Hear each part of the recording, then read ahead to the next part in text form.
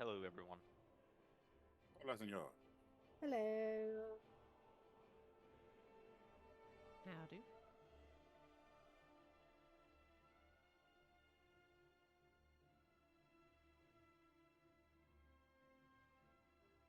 I really need to work on this landing page a little more, dress it up. That'd be fun.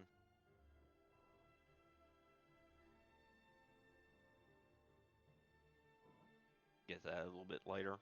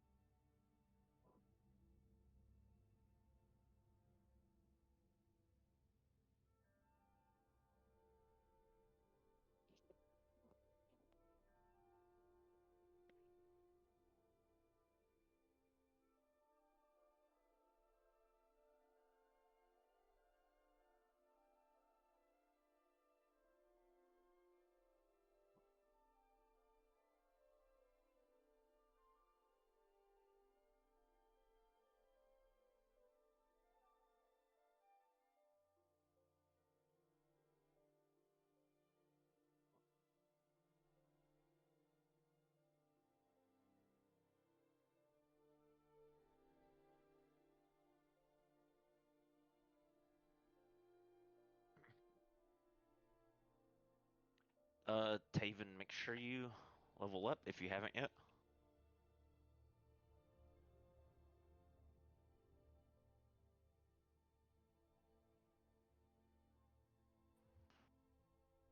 Checking all your tokens. Yeah, I've already leveled. Okay, good. We're level 6, yeah?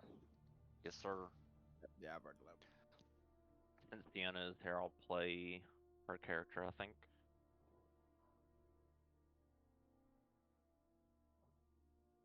Deborah reminded me I would say we can suspend her dare until she gets back because I don't want to make you have to do that.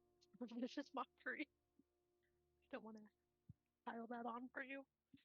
We could leave her behind because I really don't want to have to deal with it.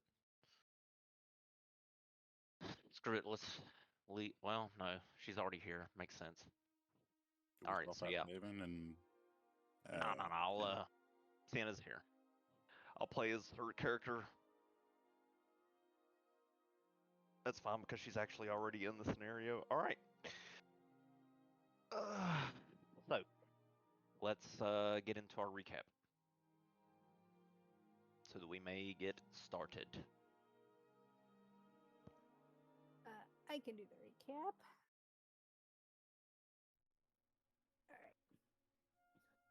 All right. So we were just talking about what we wanted to start doing in the town, and we found out that there's a basically Coliseum tournament that's in a week that we can all team up and fight in and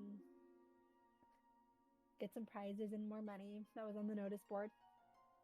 So we head over to that area and we find a bunch of vendors that have a lot of amazing food. There was sushi, ramen, there was a grill place, there was pastries, there was sweets, there was an alcohol vendor. And as everyone kind of got their own preferences and their own food, some of us went and talked with the arena master, and we are still yet to figure out an official name. But we had lots of options like the snack attacks, Durkal's liberators, and ass forks, among other suggestions, but those were the main ones that were talked about the most. But it's still to be determined. Then we found out as we finished the food that each food has a different boost that it gives you, and you can't stack them, but they do give you a boost. I have them all written down what they all do, but it's in the handout too about what boost you get. Then we went back to I think it was like the Siren, Sleepy Siren. I can't remember the official name of it, but Salty Siren. And we played a drinking game. And for cup of one, and some of us had some consequences to losing. For the next fight, Aspen can't use her big ass shovel. And Lan danced to Cotton Eye Joe. And Sienna has to rhyme her vicious mockery cantrip for what day or the next couple times she does it. I don't exactly remember the time the next day or so of vicious mockery. Yep, and for a cup of one, that drinking game. And then we all went to bed, we went to sleep, and in the middle of the night, a person was, or a humanoid, I guess, was making a bunch of noise and was out in like the alleyway street. And for Cuppa, Lan, and Frazier went and talked to him. His name was Calder Voss. Frazier gives him a greater healing potion. And then they all go back into the Salty Siren to talk more privately. Because he's saying how there's people that are after him and are attacking him. And Lan ends up talking with him privately, and they show each other their sigils. Yeah, their sigil marks. And so basically enlisting us and recruiting us to go help clear out whatever dark forces are in the sewer stronghold that he's from. And that's where we left off, is us going there.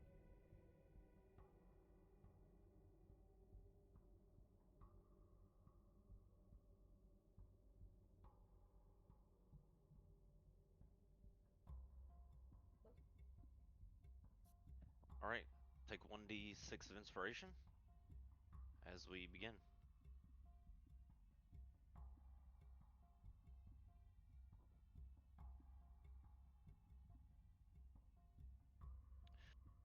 All right.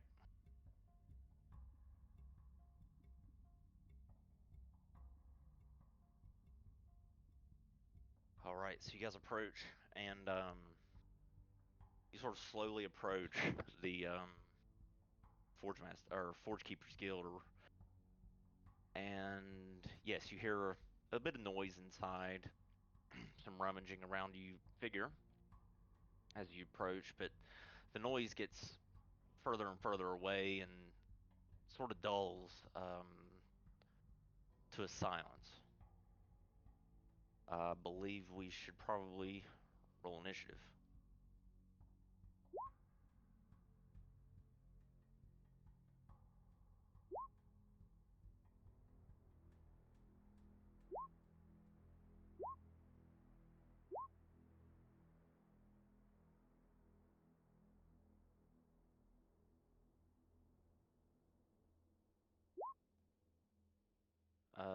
Oh, Lan, you transformed. Hang on.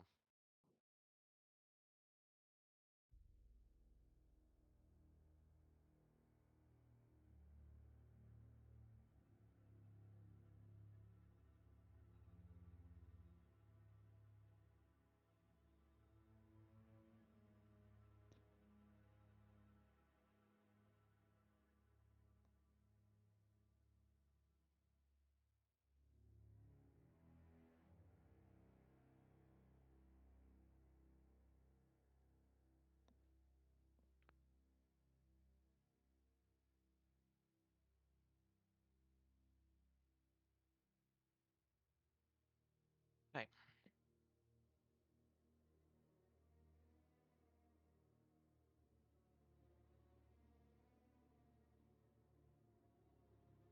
Check your vision real quick.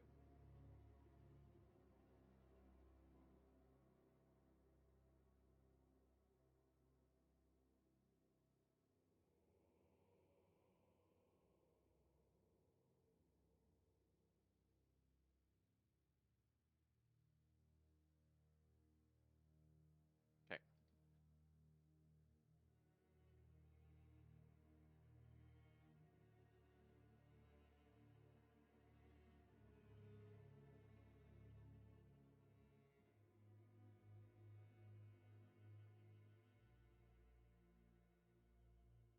All right then. You all approach silently, Ezekiel. You managed to be first. What do you wish to do as you slowly approach the large guild building? I would like to try to approach the building sneakily. Okay, stealth check. 1, 2, 3. Okay. Ooh. Okay.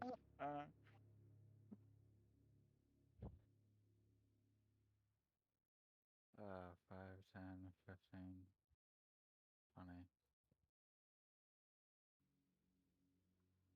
I'll get right there as my armor makes a fuck ton of noise walking up to this point. And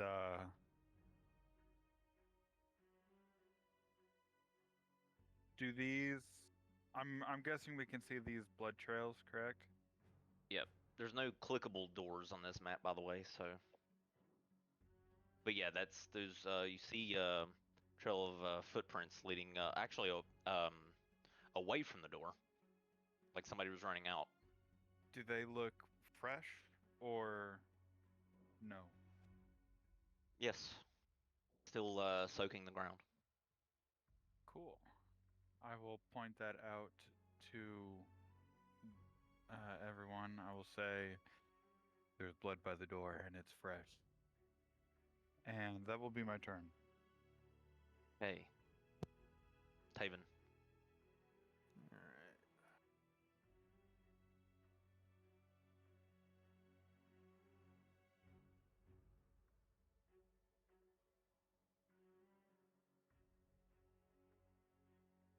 Alright. I am going to end my turn there.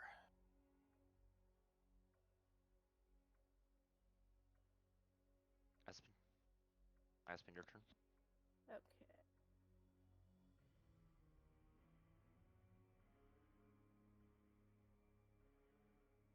Going to go a different direction. 15. 1, 2.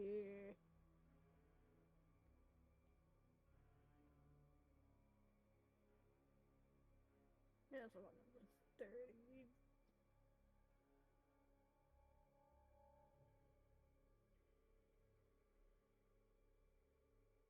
Oh, I guess I'll just stay here and sort of like whisper and tell Calder, like, this is a trap and you betray us and any of us get actually hurt.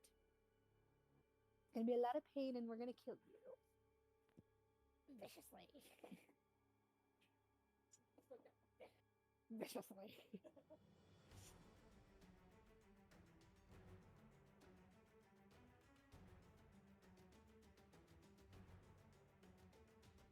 I flip him off.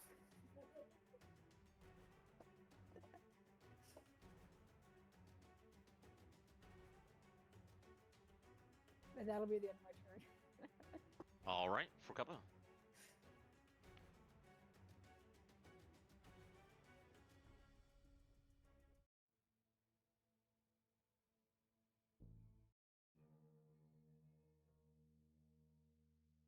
Let's see. I'll dash just to get a little bit further, just seeing if there's any like doors or windows or kind of like openings along here, just to see if there's a good entry point. Just to get to here.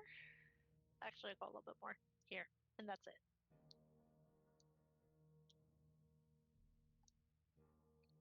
Oh, do we need to make stealth checks to try to be quiet? If you want to try and be quiet, sure. Yeah. Moving a little quietly.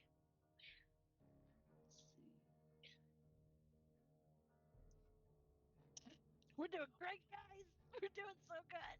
And that's it.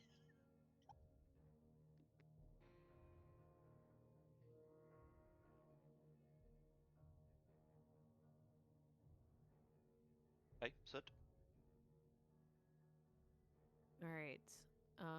So can I cast Pass Without Trace? Or do I need to Yeah. move first? No, you can cast it whenever. Okay. I'm gonna do that. Okay, so let's turn on your aura here.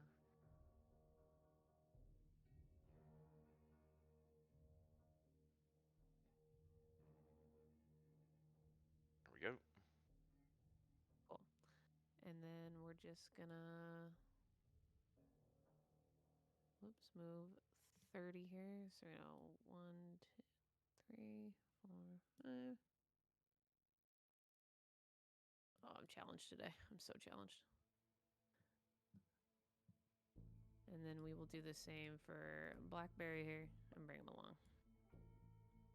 And that'll do it for me. Okay.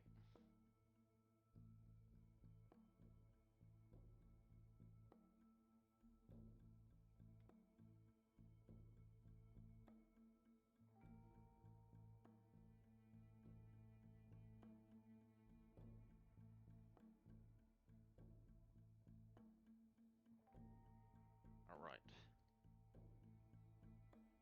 Calder will. Where is he gonna go?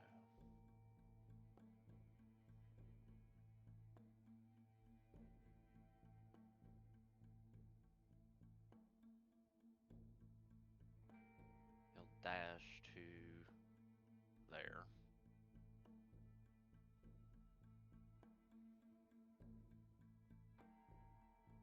Land your turn.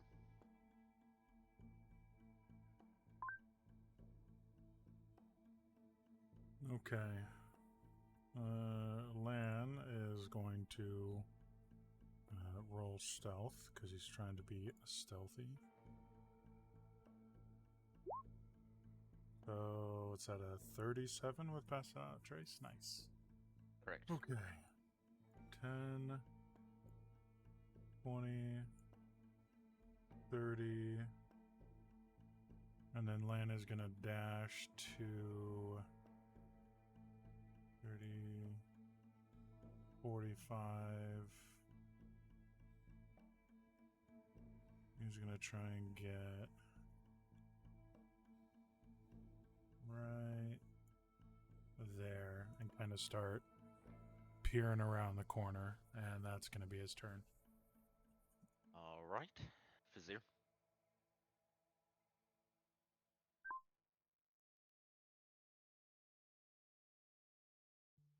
Okay. 22 for stealth.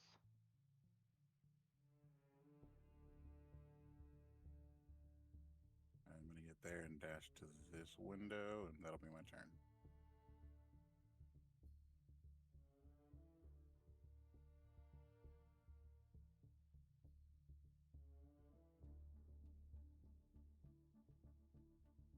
Okay. Ezekiel.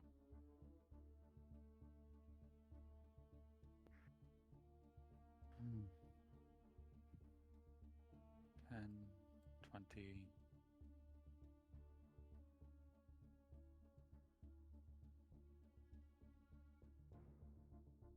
Can I see anything noteworthy inside from where I'm currently standing?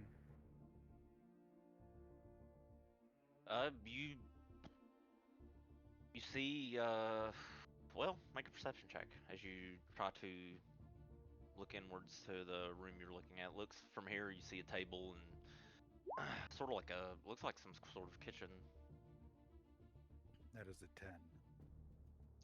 Yeah, you see, you do see this sort of kitchen area, a little bit of blood on the floor, and over in the corner, there's looks like a goblin. Looks like he's shuffling through some barrels. I'm gonna tap Vizier on the shoulder, and I'm gonna point to the goblin inside and say, "Well, we know what to expect once we get in there." Yeah. And that'll be my turn. Haven.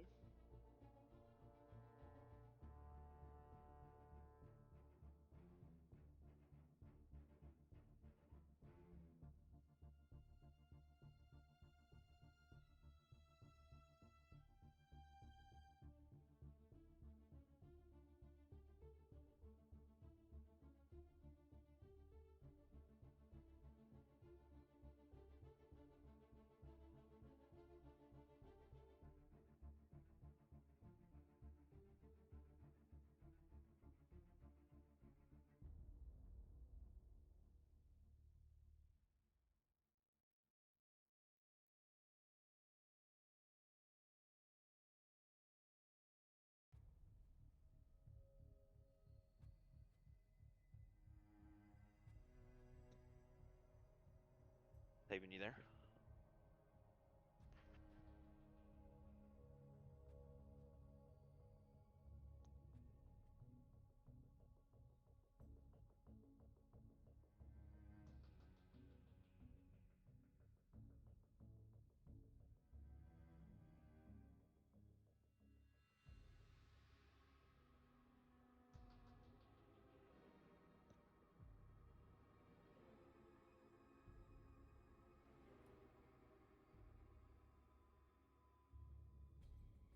I'm gonna move there and end my turn. Very well. Aspen.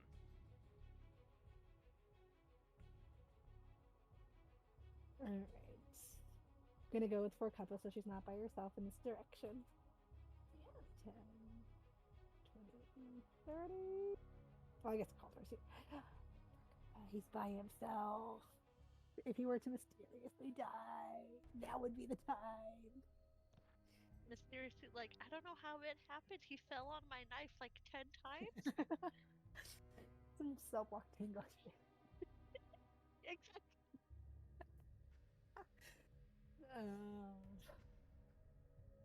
But yeah, I'll go ahead and have 10 more feet of movement and risk action to dash just a little bit.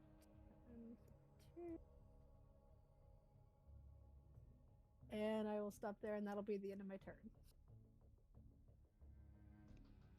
All right, Forcuppa.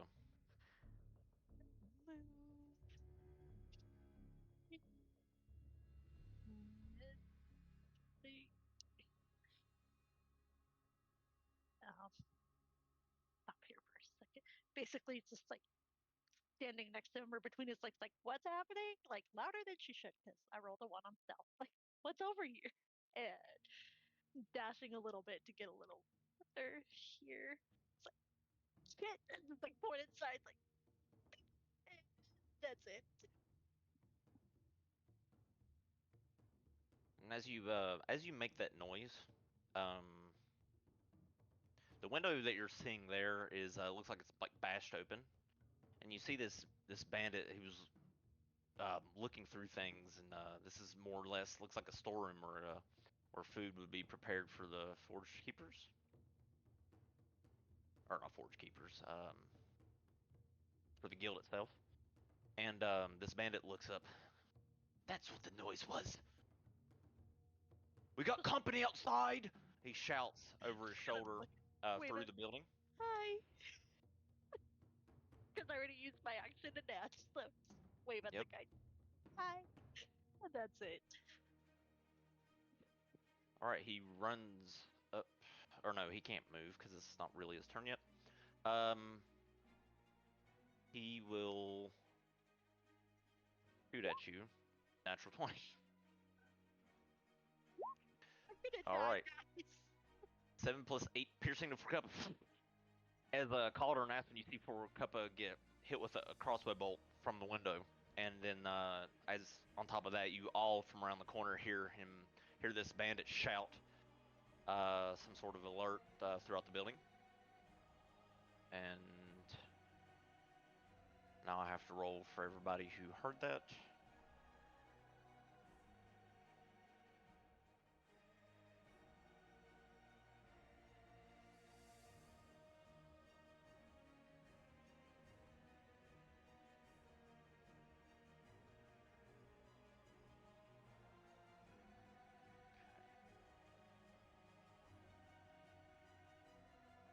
Okay, now it's Sienna's turn, unless Forcuppa had anything else you could do, like bonus action wise or anything.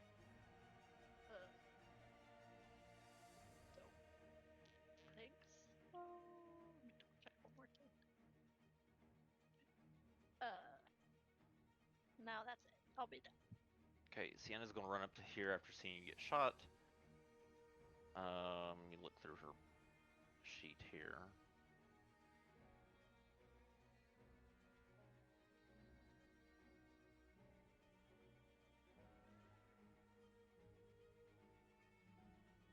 Okay, she's just gonna move to there because she can't really do much. This bandit here is going to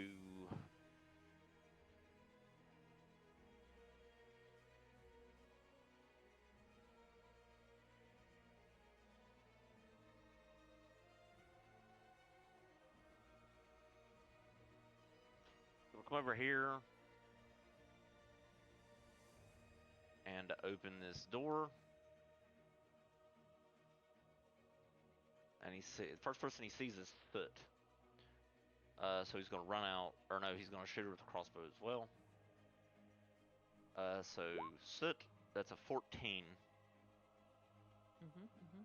Is that hit? Is it based off my armor class? Correct. So no. Okay, yep, yours is 15, so it just misses you. This bolt just flies over your shoulder, just narrowly missing your ear. And this bandit, he turns and he will also take aim at you. Or no, he's gonna, yeah, actually no, yeah, he'll take aim at you and shoot. Natural 1. That will horribly miss. And this bandit,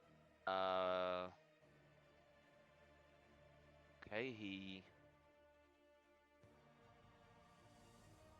will move up to Forkuppa after getting a surprise shot on her.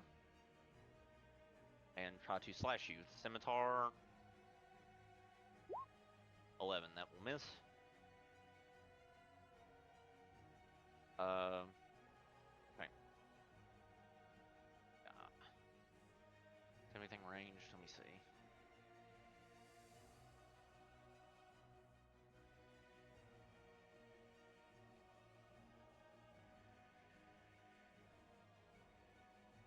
He's gonna shoot for a couple with a heavy crossbow. It's his character sheet's messed up. All right, here we go. All right, so another larger crossbow bolt, 19 on Forkuppa. That hits. All right, 3 piercing. And now it's this bandit's turn. So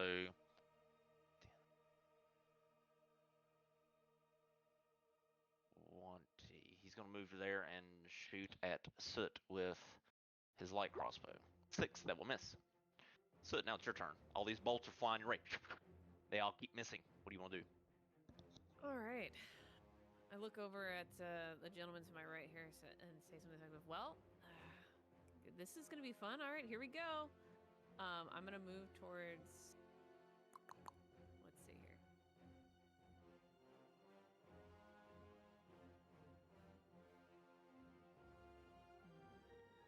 I'm going to move towards our first guy here. Okay. And we're going to hit him with some wrist blades, please. Okay. Wrist blade attack.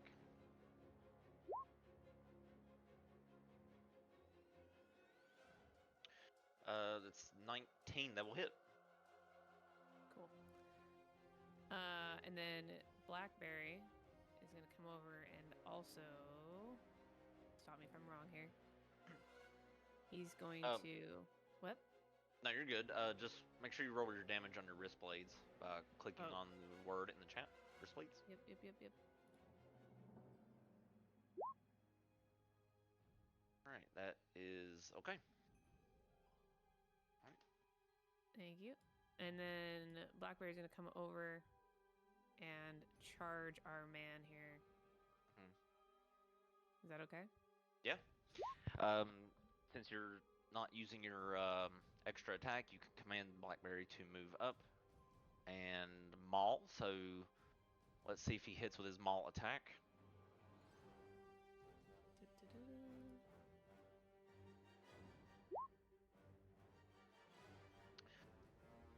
That will miss. Yeah, that will miss. Okay. And I'm gonna end my turn there. Okay, Blackberry runs in, tries to charge him, but the bandit sort of dodges a little bit to the right. Bandit here sees Blackberry and will also shoot Blackberry. Will now shoot Blackberry with a crossbow. 17. I think that. Yeah, that'll just hit. That'll just hit him. Yep. Non-piercing on Blackberry, and now it's Calder's turn. Let's see. You see Calder moves around. Let's see. Where can he go? Cup is in front of the window. All right. Let's see. All right. so he'll come to here. And he is going. Alright, so he can make 2 attacks. He's going to take his. He's going to use his Shadow Blade Dagger and miss. And then hit. Alright, he hits for 17 points of damage and kills the bandit instantly. So this steel dagger reads in shadows, cuts through, and drops the bandit right in front of Kappa. And he will move down here to give room. Land your turn.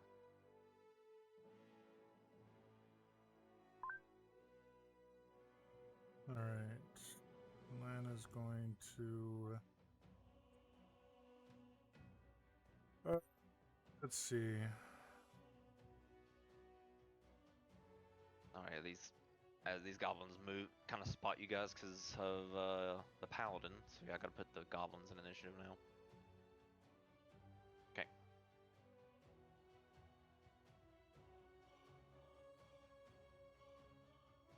Alright, what do you want to do? Hey, Cody. Yep. Real quick, where do I change the Beast of the Land's, like, his actual health?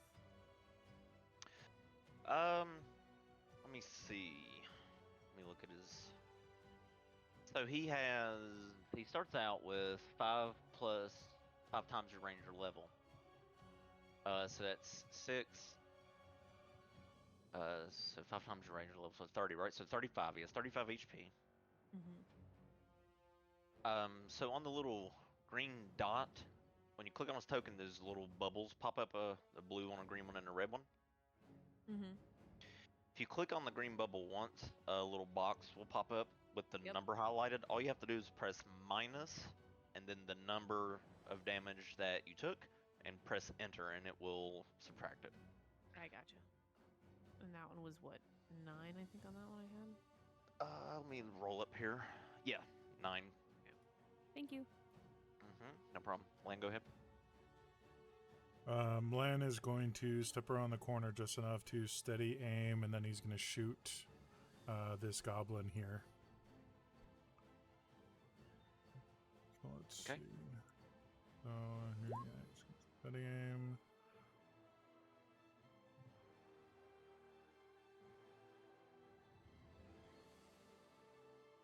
Not advantage. Actually, no, it does give him advantage. I'm dumb. The windows are all open, yes. Well, the ones that you are on your side, Fizir, yeah. That hits. 28, okay. So 23 points of damage. Okay. Goblin takes the arrow to the chest, falls down, sort of shrieking in pain briefly. And so I can't move, so I'm going to stay there, and that will be my turn. Okay, Fizir.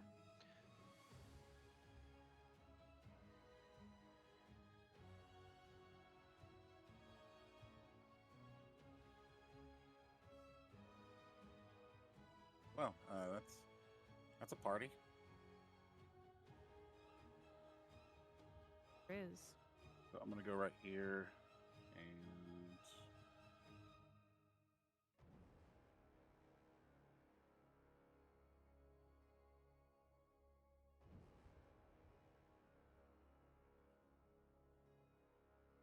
lightning bolt. Lightning bolt, straight line. Like Yes. that? Okay. Alright. You cup your hands and you blast your lightning bolts through those targets, and they almost make dex saves. Alright. Bandit natural 1. That's the one at the door. The one behind him. 20. And then this one. Only one of them saves, but I don't think it's going to be enough. It's not. So the lightning bolt blasts past you, so 2 saves. Like Yeah, the but middle 2. yeah, but their HP is so low it doesn't matter. Oh, okay. Yeah. let's see. So it flies by you. So it sort of the magic bends around you as it impacts these, and it's 100-foot line, so it should. Okay. So it crashes into the stairs there, sort of splinters around. Okay. Those 4 bandits fall on the ground with lightning bolts sort of slivering around their corpses.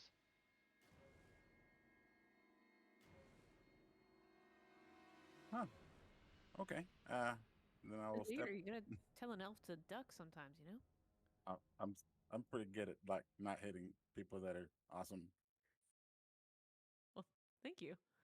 and then Um, I'll step inside the door right here. Oh, that's a big one, and that'll Yeah. be my turn. Yeah, it is. Yep. Okay, this Durgar's gonna stop what he's doing. And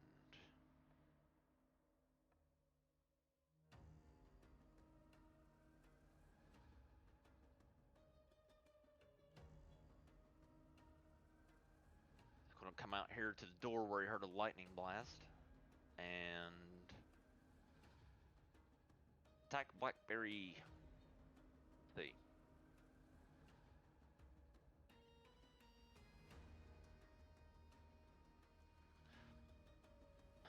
Well, he's gonna use his bonus action to enlarge first, and then he's gonna attack.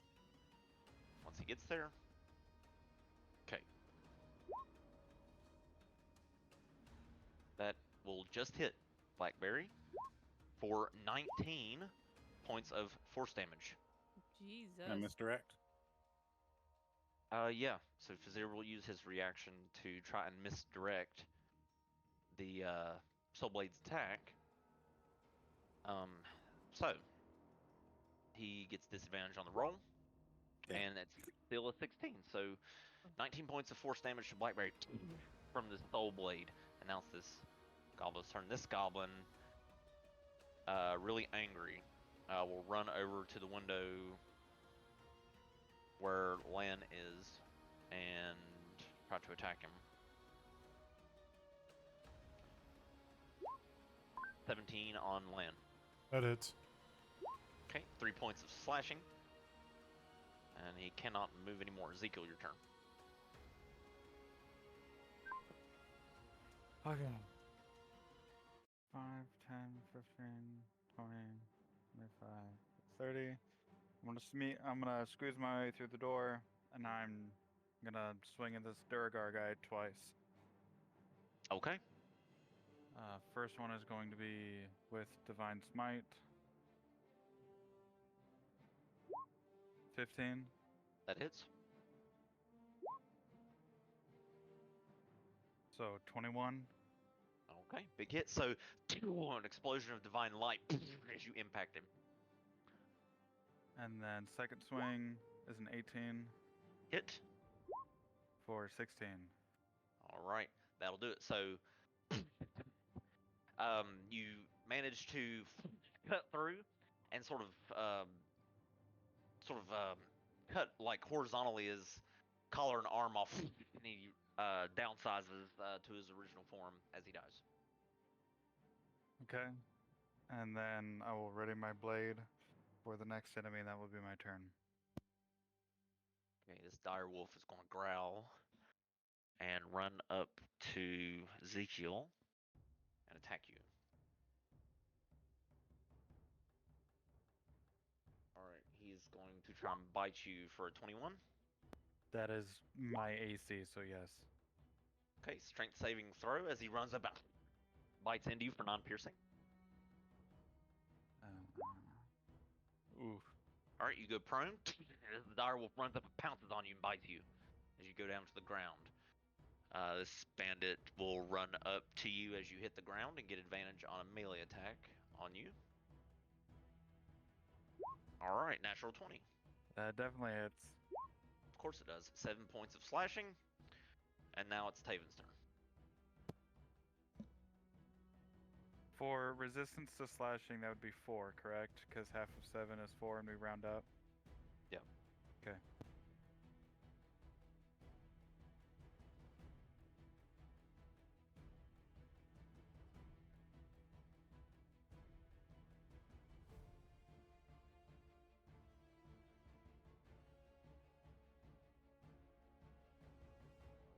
I'm going to use Taven's Earthen Grasp on this goblin. Earthen Grasp on the goblin. Okay. All right. So. All right. So the magic. You managed to bend the earth or the soil right beneath the house, and this stone hand sort of tries to, or earthen hand tries to grasp the goblin. He has to make a strength save. Probably not going to be good. 11. He fails, and he takes 5 points of bludgeoning damage. And I believe he is restrained, right? Yep. All right. He's restrained in place. Cannot move. And I'm going to use my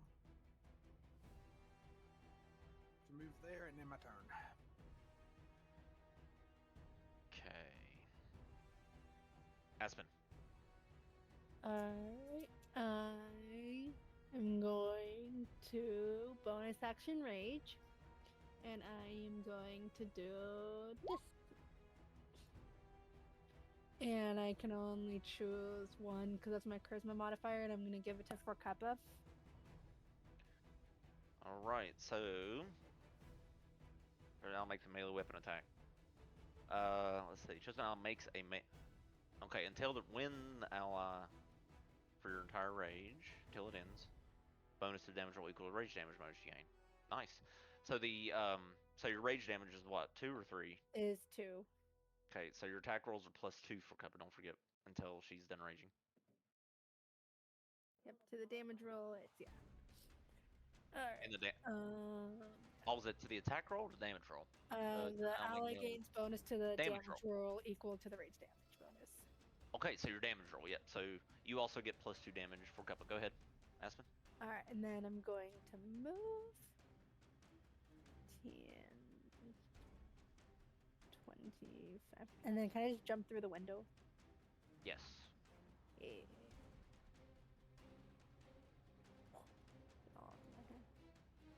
And then What was that sound? just through the window. So that was 10, 25, 25, 40. And then I'm going to just to get the rest of the distance. Running leap up to this guy. But he looks nice. Is he nice or is he evil? No, he looks, I mean, he's, no, I mean, he's pretty broad and bulky as you approach, like, got big shoulders and stuff. But no, he is not very nice. He looks very pissed off to see you running in here. Okay. It's just like, but he looks nice. He is not nice. And then just gonna get running leap up to him, being like, and then hit him with my greatsword. Okay. So if you do running leap and land in with the sword, huh? Not the shovel? That's the dares for the next combat. I can't use my big. Oh, that's right. shovel. That's right. Yep. All right, go ahead. So within storm, I'm gonna say I accidentally, quote unquote, accidentally forgot it when we left. And then I'm going to attack him recklessly with my greatsword. Okay. 24. That hits. Then for 14. Okay. And then I'm gonna do it again. All right. 22 That hits. for 15 damage. All right, 2 big hits. And you cut into him, and he sort of he takes both of the hits and just sort of looks down at you and just sort of grimaces. And that'll be the end of my turn. All right, for cover. See Aspen jump over you and in through the window. What do you want to do? Question for you. Uh-huh. Are there any cast iron pans in this kitchen? Or Yeah, not cast iron, but pans. Ideally cast iron. There are some that are over here. Yeah, on this, right down here. Yeah. Okay, well, I would like to use my catapult spell and fling it at his head.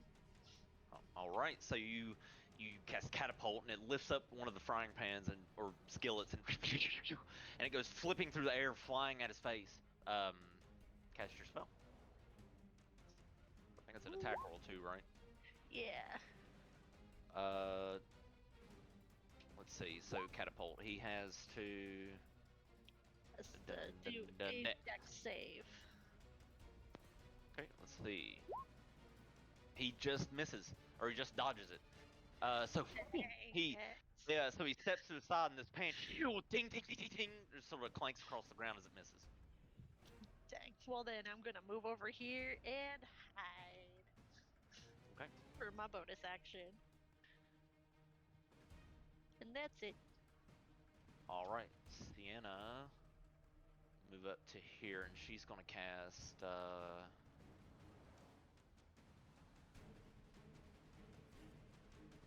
She can use vicious mockery still, right? Yes. Okay, she's gonna try it on him. Okay, so he has to make a wisdom save, and he fails. So she deals 6 points psychic damage to him. And funny enough, she mocks him to death once again. Why is his? That's not his health bar. Okay, I was about to say his health bar was not right, but now he's dead. So she mocks him in some sort of way to death. I don't have a creative way of doing it. So your turn. All right, I'm gonna move over to Mr. Wolf Boy over here. And I'm gonna go ahead and use my wrist blades again.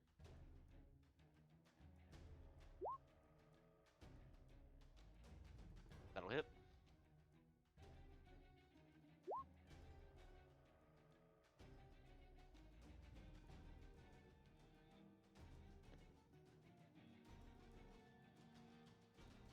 All right. Okay, I'm gonna do that, and then I'm gonna have Blackberry move to right here.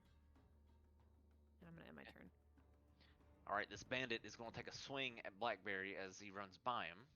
Wait. Oh, that one. Whoops. Yeah, Didn't that's do. fine. It's all good. He might miss. Bandits are kind of trash. Let's see. I think he misses. Yeah. All right. So Blackberry dodges the scimitar as just kind of shaves off a little bit of his fur as he misses the scimitar attack. Anything else, Soot? Nope, that'll do. Okay. This thug is dead. All right, Calder. He will go in. Or is it 5'10"? He'll make his way around Sienna. 20. Let's see, 5'10", 15, 20, 25, 30. He enters the room behind Aspen, and then come over here. Sort of look around in the area for anyone else. Doesn't see anyone. Land your turn. All right, Lan is going to steady aim again, and he's going to stow a short bow and take out Shadowfang at the same time against the goblin in front of him. 24. That'll hit. For 26 points of damage. All right, takes him out. So the goblin falls over, sort of just falls over down on the broken glass, right inside of that little dining area there. And that will be his turn. All right, Fizir, your turn.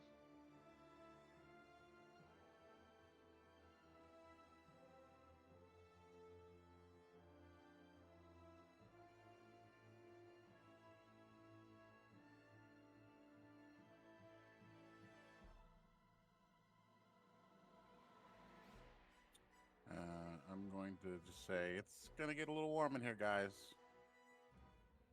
And cast Fireball.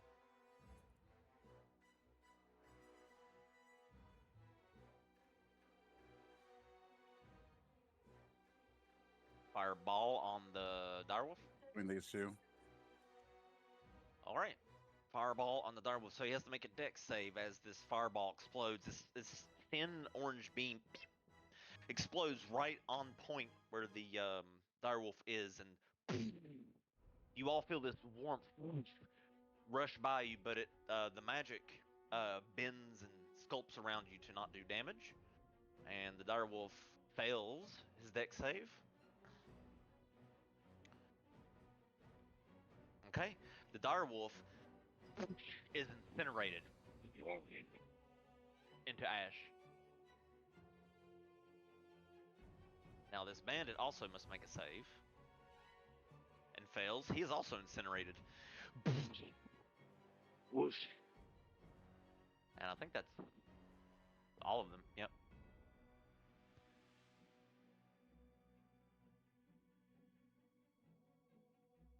Okay. The flame sort of died out. And then I'll just ask if everybody's okay as I move to here, and that'll be my turn. I shouldn't have landed under him. My bad. Should have brought some marshmallows. That would have been nice. Where'd you land, Fazir? Are you under one of the bandits? Okay. I'll try to move him. Sorry. That's fine. We'll just move him there. No big deal. All right. Ezekiel, your turn. You hear a fireball explode. Or, well, you're actually standing right next to it. What do you wish to do as your armor is a little bit warm? The wolf is dead, correct? Yes, incinerated. Turn to ash. Okay, it just didn't have an X over it, so I didn't know. Should be gone completely. 10, 15, 20. You saying he's not supposed to be on the board right now? No, the wolf, well, when you're incinerated, you just don't exist anymore. So I just delete them off the board. Oh, I still see him. That's I'm just asking. The wolf. Dang, you really? Still see the Yeah. wolf? That's weird. Yeah, he's right there. That's funny. Okay. That's Oh, funny. the other guy's dead, right? He's got an. I don't see an X over him too, but just checking. I'm just gonna refresh. That's Yeah. strange.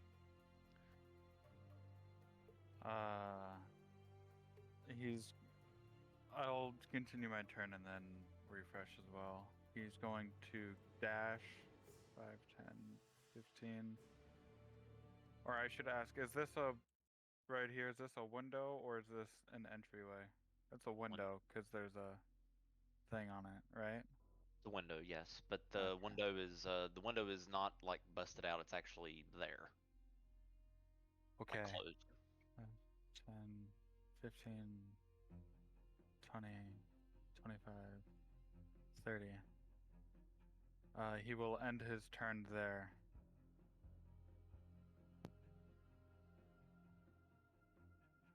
Even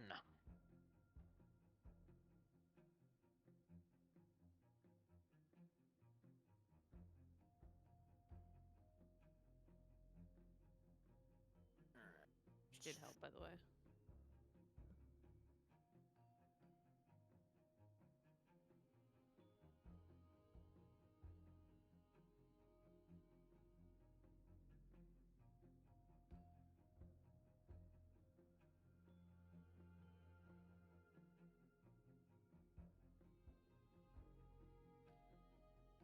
I'm a earth and grass PM.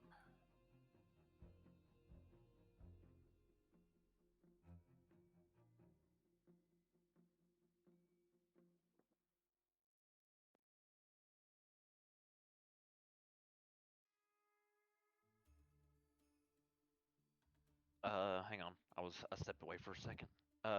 Who's the? Are you earth and grasping someone? This goblin's in the window. Is he gone? He's dead. Oh, okay. Never mind that. I won't do that. Then I'm Should have an. Does he have an X on him or no? He's on top of an X, so I thought it was another goblin move. But Oh, okay. Sorry. Yeah, you're good here. We just have to I'll just move refresh. him. I'll just move him away. I'll put them both behind the counter over here. Gotcha. All right, so I'm gonna jump into the window and move there, and then I'm gonna ready my size. And in my turn.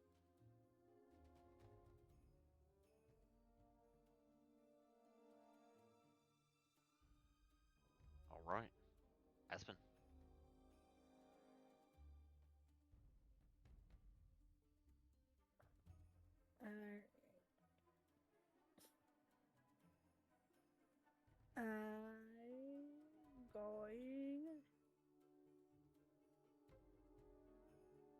I'm going to run over and try to open this door.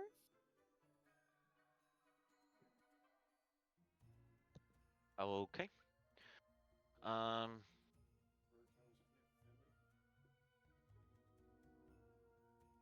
right. The door cracks open. Sort of makes a creaking noise. You see sort of a gathering hall. Looks like a sort of an area where maybe the guild members lounge. As you see a few tables set up around the room.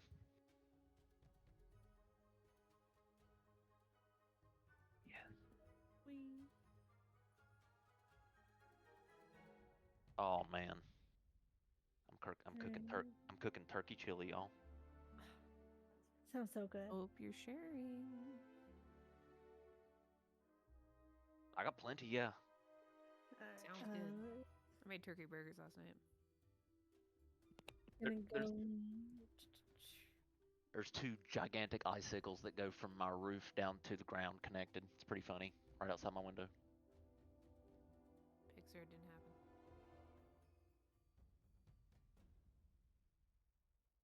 happen. Aspen's just gonna go in the room and search under tables to see if anyone's hiding under the table. Hiding under the table. Okay. One of the round tables, right there. Yeah, just any of their, just kind of generally looking under all the tables. Okay. You're close enough, so you shouldn't have to make a check. It's not exactly, wouldn't be necessarily, I guess, pitch dark in the room, but you look under the tables, you don't see anybody hiding down there. As you glance around all the tables in the room. Then that'll be the end of my turn and the end of my rage. So sorry for Kappa, that bonus is now gone for a bit right now. And that'll be the end of my turn. Okay. Oh my god, those icicles are insane. Full cup up. Gonna go climb through the window. Does that take any extra movement or just the regular 5?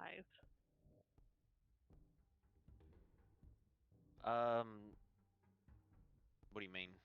I'm just climbing through the window. Does that take any movement to No, get no. through it other than the regular 5 for that square? No, it's regular. Okay, sorry. So that's 20.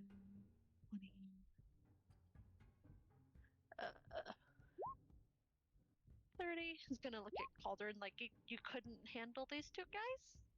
That's kind of sad. And then she's gonna follow through where Aspen went. Was it down this way, right? Oh wait, to that way. Sorry, I was distracted for a second. And then use my action to dash to follow Aspen. 10, 20, 30. Just stay there.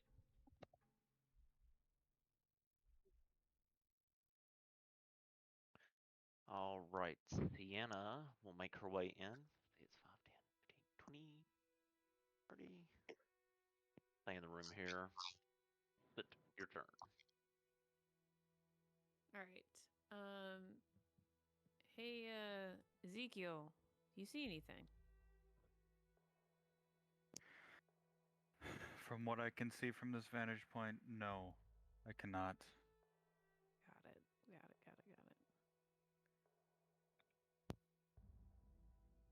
All right. We're going to move 5, 10, 15, 20, 25, 30, and then 35 now for me these days.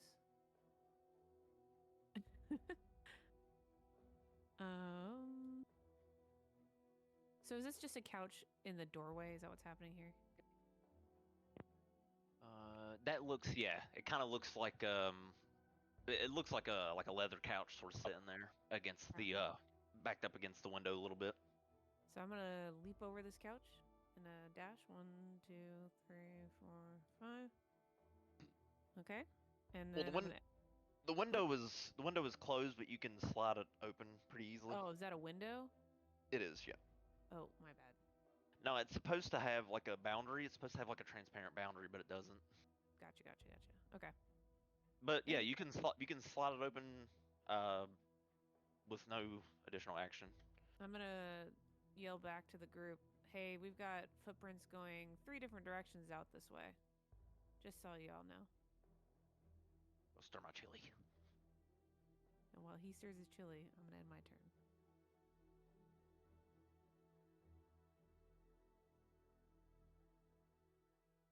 I think I need to turn this down too. Okay. Crisp or floppy onions in your chili? Huh? Crisp or floppy? Do you saute or Saute. onions? Oh, saute for sure. That's also our next group name, the floppy onion. The sauteed onions. So you're ending there? Okay. Calder looks at her and sort of frowns at Forcuppa. This is why I brought you, right? To deal with this. And he sort of makes his way around and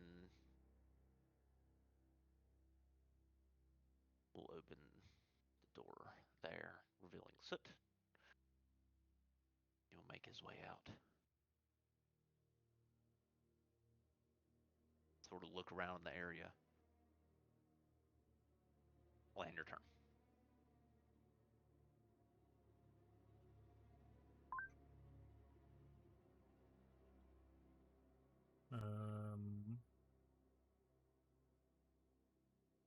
Lan is going to try and hop in through the windows. And he's going to loot the 2 goblins here.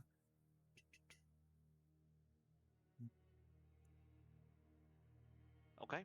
So you roll an investigation check as you try to loot their bodies. All right, you shuffle through. Let's see. See what these 2 goblins have.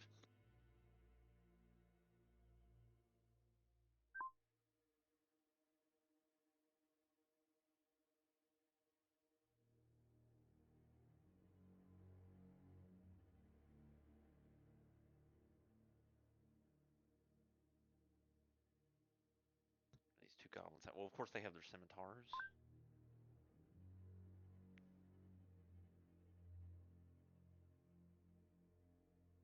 Okay, they have.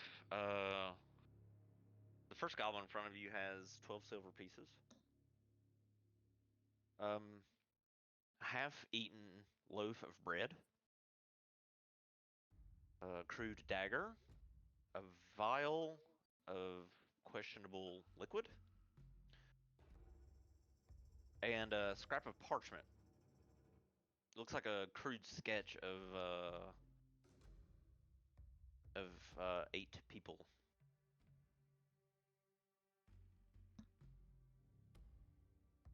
Okay. Goblin number 2 has 8 copper pieces, a bone dice set, a bottle of goblin ale, and a map of this. A map of what looks like the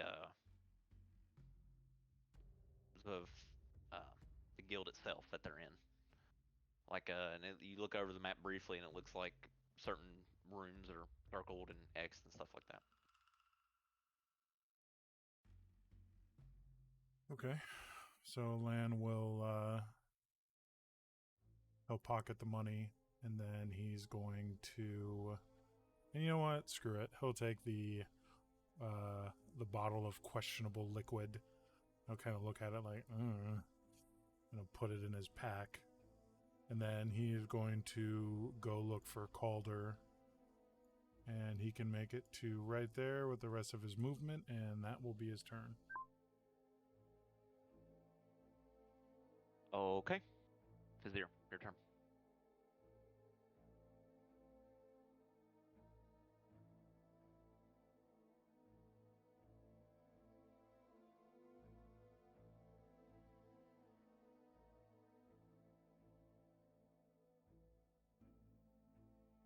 get there and use face step, my one face step for the day, to get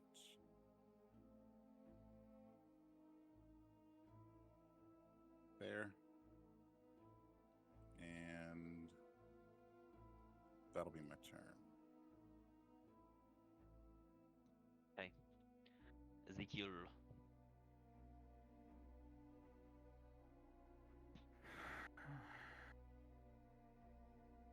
Five.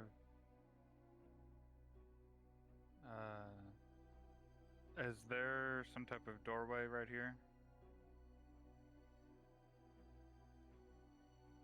Yeah, it's sort of the door is just slightly ajar. I would like to open the door, please.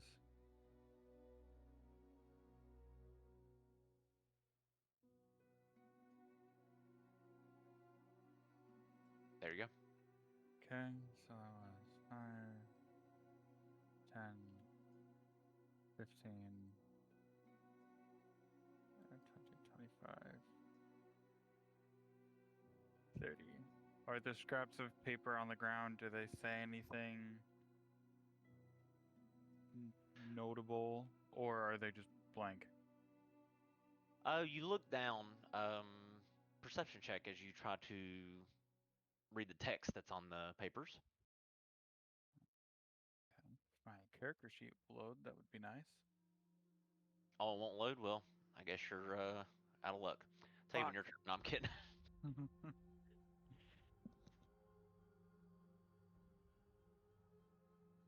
Let me try refreshing again and seeing if that works.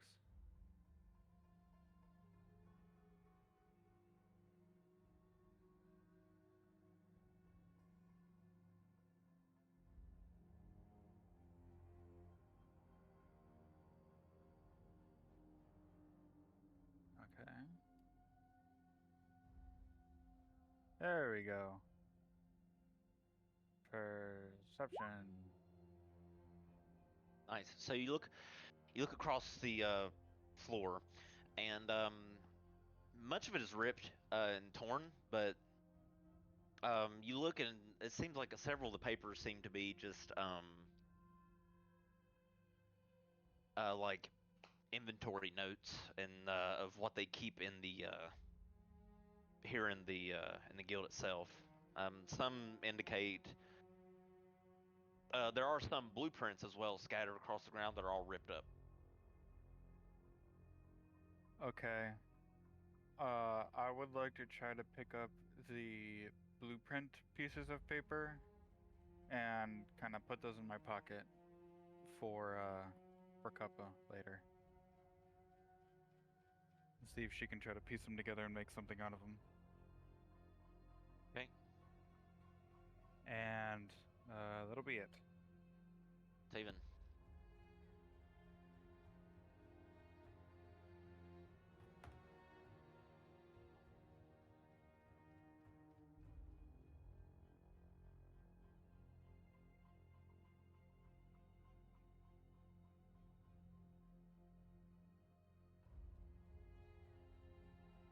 I'm gonna move there, and then I am going to dash.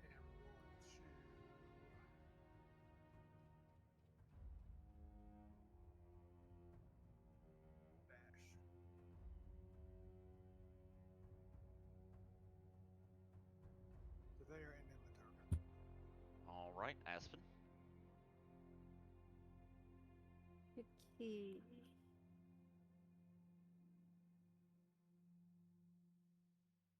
Going to get 10, 20, 30, 40. And then use my action to dash.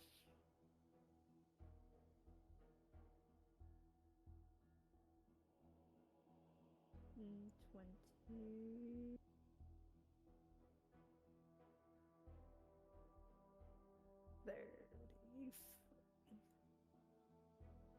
And they're saying this is fresh blood on the floor. You look down. It seems like it recently stained the floor. Yes. Like, Just with your my favorite just- color. Just with your passive perception and your you sort of have a keen sense of smell for this sort of thing as well. Alright. And that'll be the end of my turn.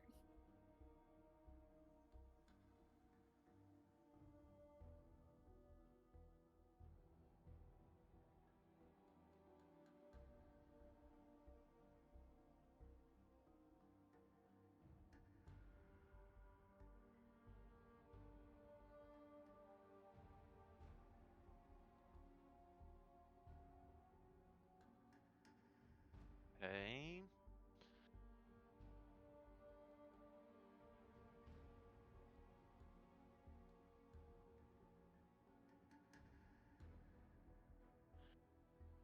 Okay, Prokoppa. I'm just gonna use my movement and action to dash to get caught up with everybody. Let's see, 10 foot door. Come on, let's go. 20, 30, and as she's kind of running by, it's healthy, and I'm like, all right, let's go, keep up. And then my dash is 10, 20. Just go over here, trying not to step in the blood, and that's it.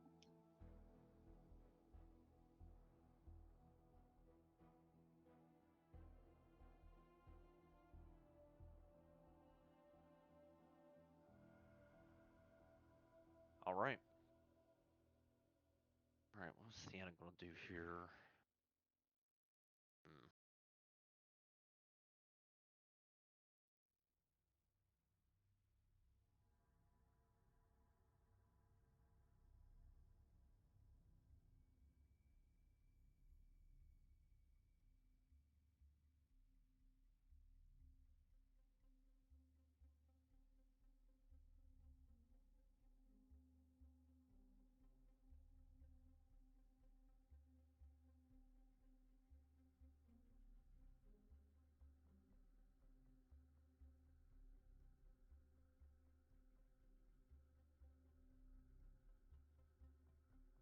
Okay.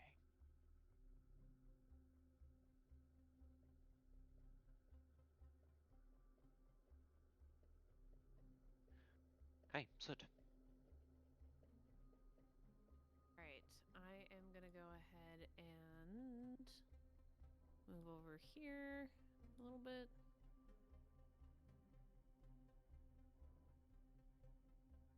And then I'm gonna bring Blackberry.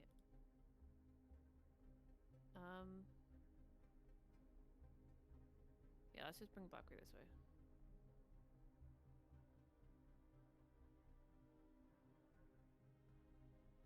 I'm gonna end my turn there.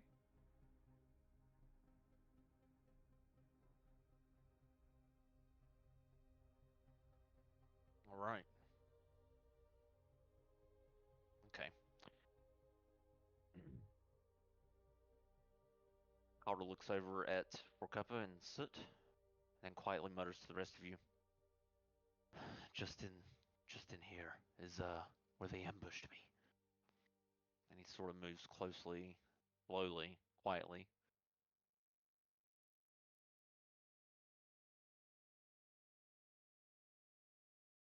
Sort of peers in and then sneakily makes his way inside, looking around. Land your turn.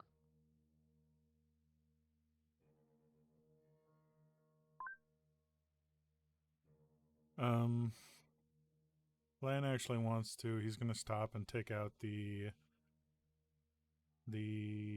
page that has the drawings of 8 people, and he wants to see if any of them match Calder.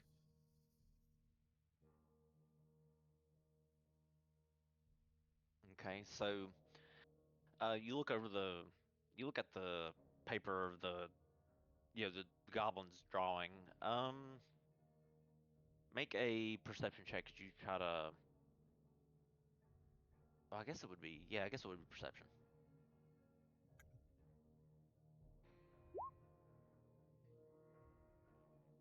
There are 2 figures with X's over their portraits. Let's see. But none of the figures look like a drow that are drawn there. They're very. It's not a very great looking drawing, but it seems to be all of them are humanoid, and it looks like caricatures of your party, except one of them that is X'd out is a dark-haired half elf. Looks oddly like Kieran, and his portrait is X'd out. The other looks like a human, a bearded human with long hair, but you're not sure who that could be.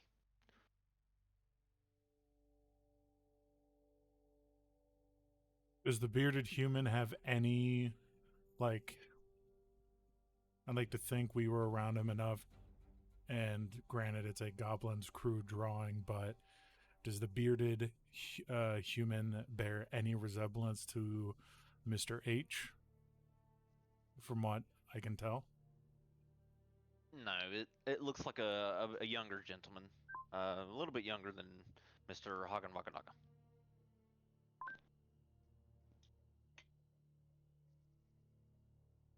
But it's like it's a little difficult because the X isn't exactly like a thinly marked X. It's like it's just scratched on there with some kind of a marker, it seems. So it's kind of Eh, covering most of the facial features. okay, so the X is like big enough to where, like, all right, this person has like been taken out, they're no longer on the list. You guess there's X's over those two particular humanoids on the list.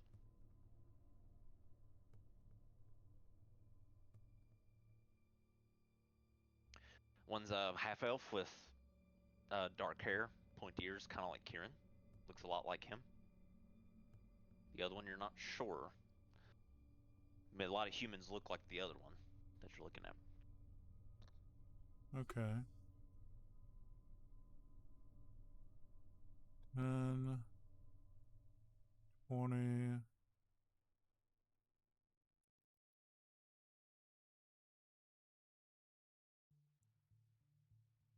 So Lan is going to catch up to Taven, and he's gonna reach out to Taven, and just enough to kind of halt him a little bit, and he's gonna show him the sheet, and he's gonna find the one that looks like Taven and point to it, and then point to Taven, and then he'll find the one that looks like him, Lan, and he'll point to that one and point to himself. And he'll look at Taven and he'll say, I'm not liking where this is going. Keep an eye on Calder.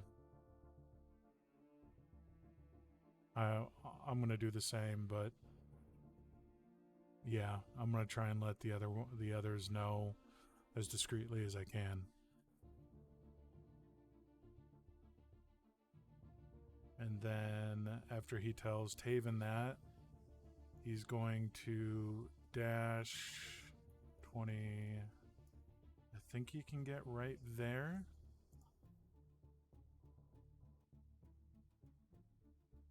And that'll be his turn, because that's all he can do at that point.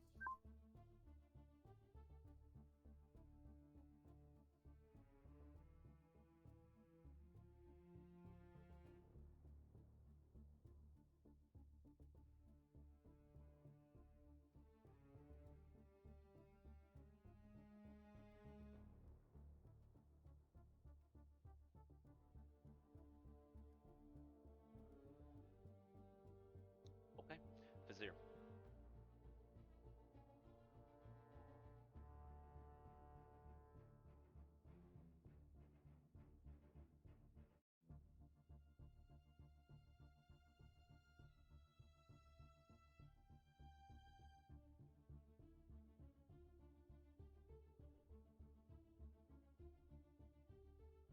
I'm gonna stay right here. That's my turn.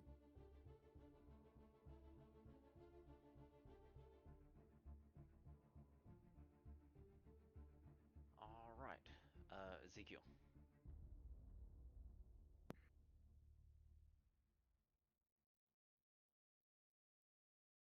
Ezekiel is going to pull those blueprint scraps out of his pocket that he literally just picked up, and he's going to hand them to Forcuppa, and he'll say, "They're blueprints, and you make things. I assumed you would want these, so here you go." And he'll hand them off, and then he'll get to there, and that'll be his turn.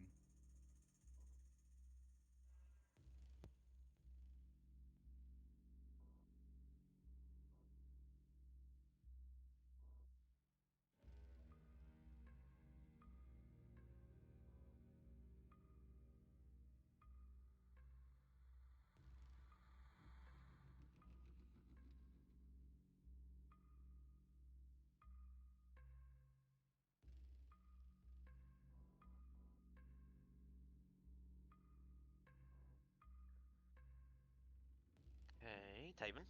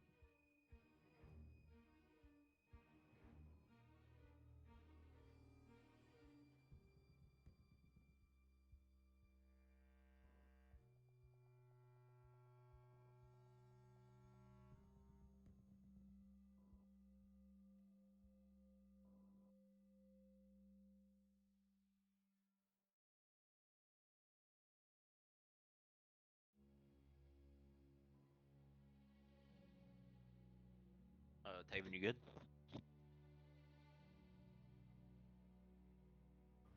Yeah, I'm ending there.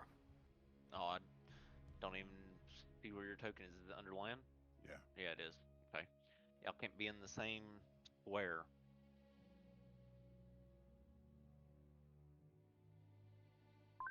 I can just There you shift go. right there. It's fine. Or that, yeah. There you go. Okay, Aspen. Aspen is going to follow Caldier and see where he's going. Can I whisper to her as she's leaving? Sure. Please don't follow too closely.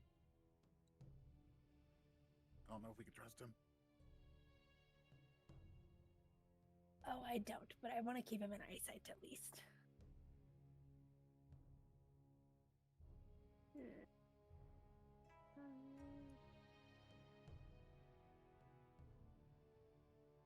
Go right there, and that'll be the end of my turn. All right, for a couple your turn. See Calder and Aspen sort of sneaking into this this room, this long table that apparently the guild was using. Follow after them because they said this way. 10, 20. The map. She'll climb up on the end of the table here, just standing on it. It's like, well, looks like everybody's cleared out of here now, so. Pointing to a blood smear on the ground over there. Was that yours? Is that yours? Calder speaks up. Not exactly. I was closer to the explosion that you see over there. He points to the wall where the huge chunk of the wall's destroyed over there. The shrapnel got me just as I dodged out of the way, out of the window. That window there, he says. He adds, Sorry, go ahead. he adds, my ambushers don't seem to be here. They'll be back, though. I'm sure they will. There's no way they would have left mean, Rather fair. left the bandits there. Maybe she'll look over at Aspen and kind of, not whisper, but slightly under her breath, but so Aspen and Calder could hear. Did he really dodge out of the way if the shrapnel hit him, though? Just saying. And be done. Sienna. 5, 10, 20. She'll get right next to Ezekiel, so your turn. All right, let's see. I'm gonna move myself. Can I move Blackberry first, or is that not allowed? Sure. All right, let's move Blackberry. 1, 2, okay. And then I'm going to move myself over this way.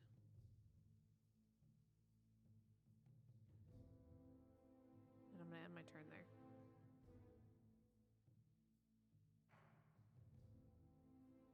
Calder looks around. He moves over. Yes, it was right here. Torchlights went out from the explosion. The glass and stone. I barely made it out. I had to jump through the window there, and you see there's a burst window with the glass sort of jettisoned out in the opposite direction. They must have been. Maybe they're in the shadows. He looks around, looks up into the darkness.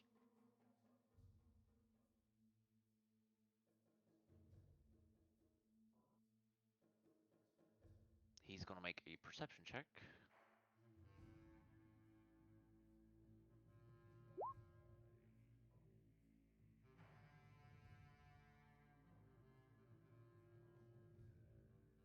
Okay, Lan, your turn.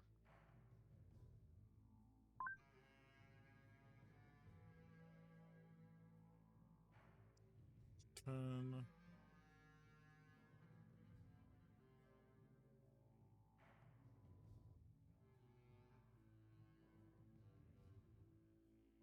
$20.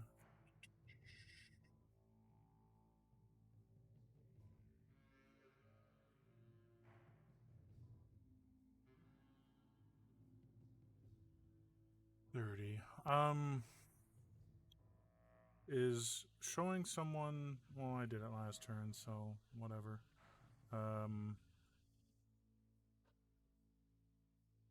Lan is gonna dash to right here and get Fazir's and Soot's attention and show them the parchment as well.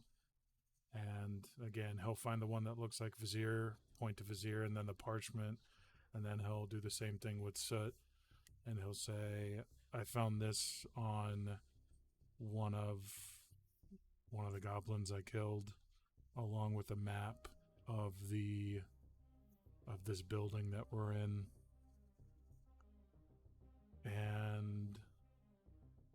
And then he'll point to the picture of Kieran and say, "This was my contact in the city, and he's got an X over him. As soon as we get out of here, I need to see if he's safe, but I don't know. I have a bad feeling about this." And he will end his turn there. Is there? Is there anything interesting or of interest on the map? What was it of?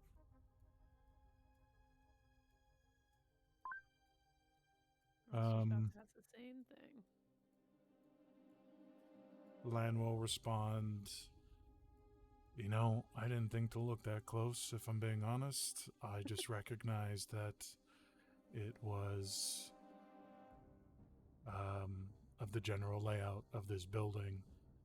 And then he'll, if I can, he'll hand the map to Fazir if Fazir wants to take a closer look, or hold it while Fazir does if he wants to.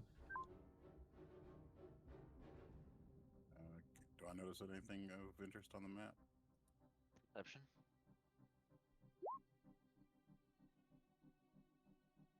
Boo. It seems to be some sort of paper. Well, the only The only thing of difference is well,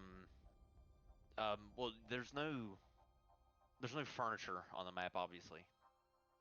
And no doors. Just a rough. The sketch itself to you just looks like a rough drawing of where rooms are and arrows pointing to perhaps directions they need to look. Can I see if any of the arrows are pointing to the room to the left of me as I walk over to it? They're coming out of it. Oh. Can I hear anything on the other side of the door?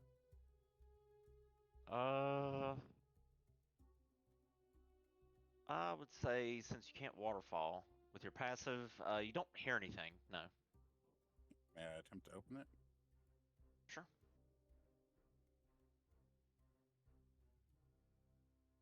It is locked.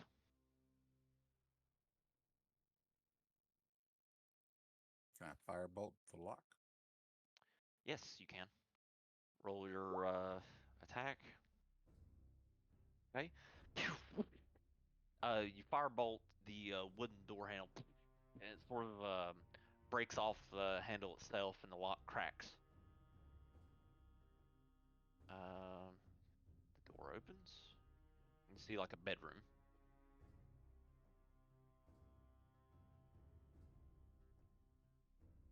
Okay, well, I'll just call out. Well, there's no one in here. No bloodstains, so doesn't seem like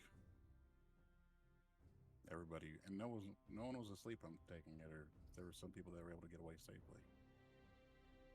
A lot of blood down there, and I'll point down to the southwest or southeast. At the end of the room, Fazir, that window you see it's open.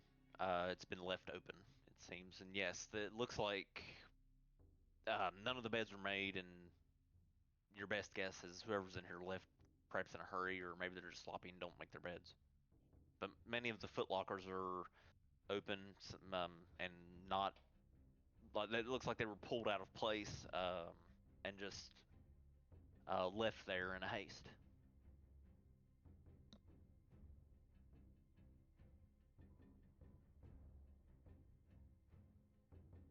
And that'll be my turn. I'll stop right there.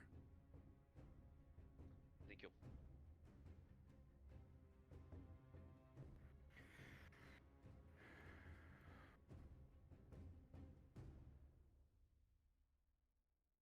Actually, right there.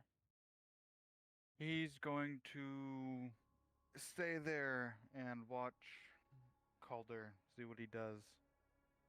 He's just gonna like stand there with the tip of his sword on the ground in like a knightly pose and just wait to see what happens. And that'll be it.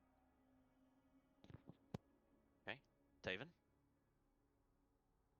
If you guys want, we can suspend initiative while you guys look around the place if you think that would make things faster.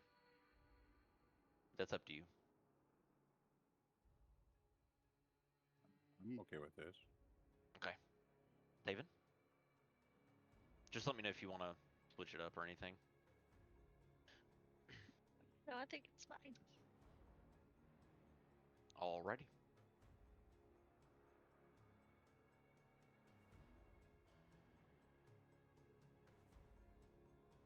All right, I'm in there.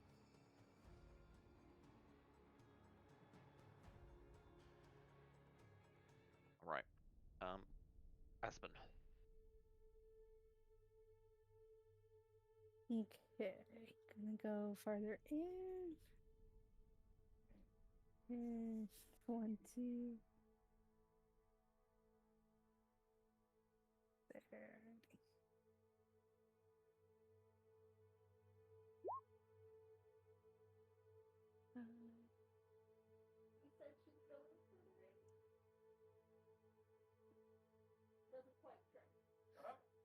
Um, and then it's getting closer. Can I investigate and see like the explosion, or see if like what exactly caused it, or Investigation check. because I'm so good at it. Let's see. I know that's what I want to do, but oh my god. It was big. It was big and probably loud.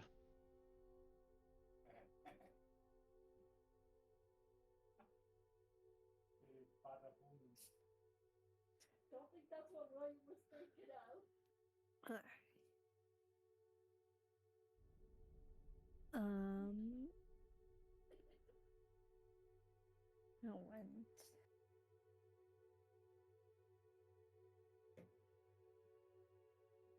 and I think that'll be the end of my turn. Okay. For Kappa. So she has a question for Calder, and as she's asking it, she's gonna be walking down the table, like moseying down it, but just staying here just so it's done. She's like, well, I have a question for you. When you ran away like a coward, did you just leave everybody else in here to fend for themselves, or just were they all dead at that point and trying to save your life? What was the deal here? How many people did you abandon when you jumped out the window? He looks over his shoulder and says, when the explosion happened, I was stunned. Couldn't hear anything. And fortunately, I wasn't shaken so badly that I couldn't move. Couldn't make sense of what was happening as my attackers made their way in. I made my way out the window. As far as who may have survived, I'm not sure. I didn't have time to go through the entire building, but it looks like there's not many that may have made it out.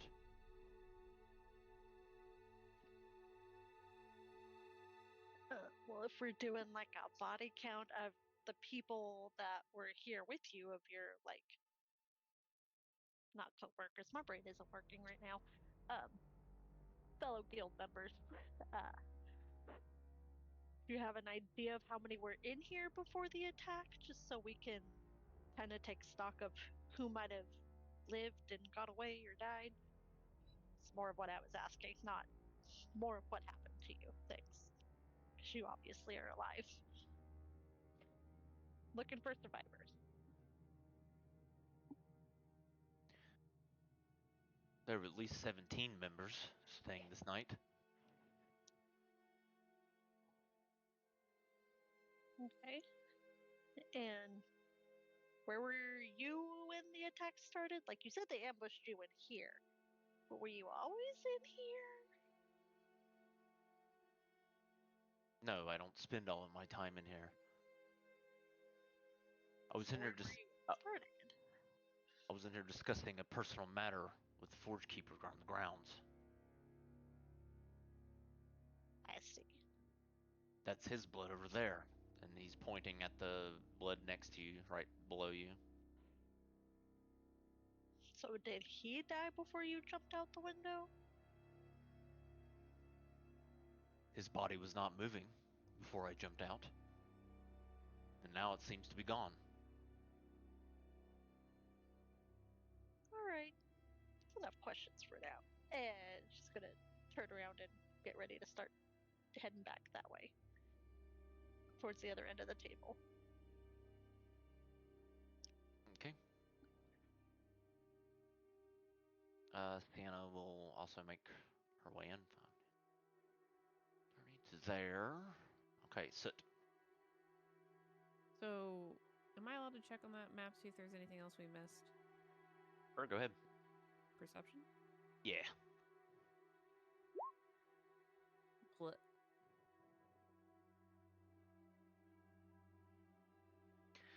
Um.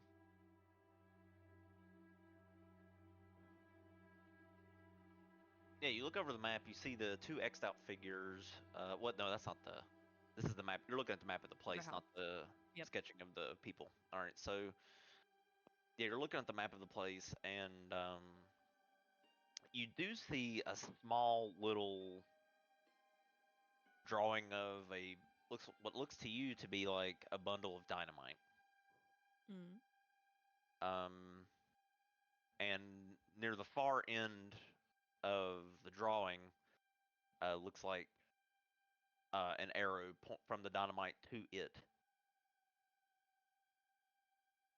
Okay, is the dynamite within the walls of the building It's on the outside. with a line pointed to the house? Yep. I'm gonna gesture to Lan of what I'm seeing on this map and ask him, what do you have any ideas, any plans for what that could mean?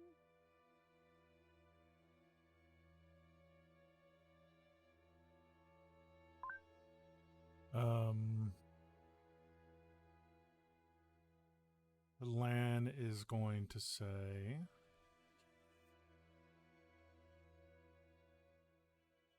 I'm not sure. Calder in there keeps talking about some type of explosion. I'm assuming this is signifying that dynamite was used, and that's where it was used. That's my only guess at this point.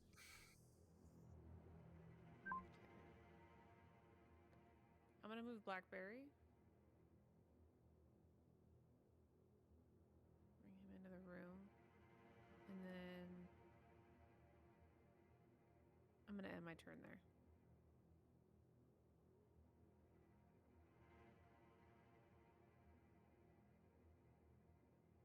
Okay.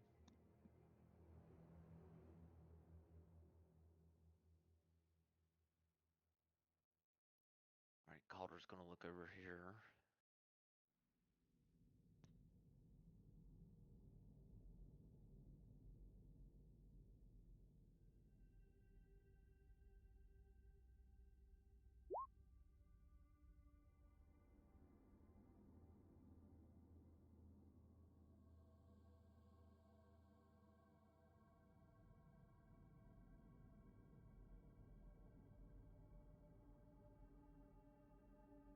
Then he's going to sort of slowly make his way over here outside and sort of look around and see if he can. So you see him sort of scanning the ground, looking for whatever. Plan your turn.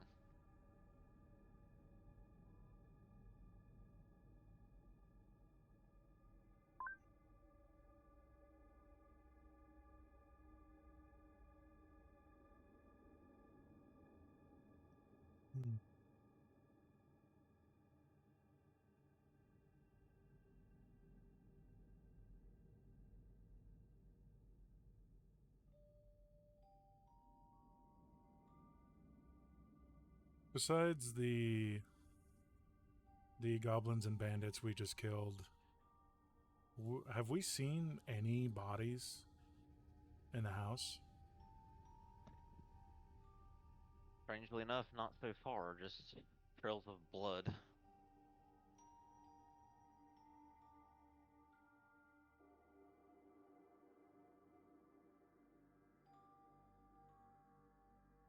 Lana's just going to kind of stop and just kind of spin around in a circle slowly. Just kind of say to himself, what the fuck is going on?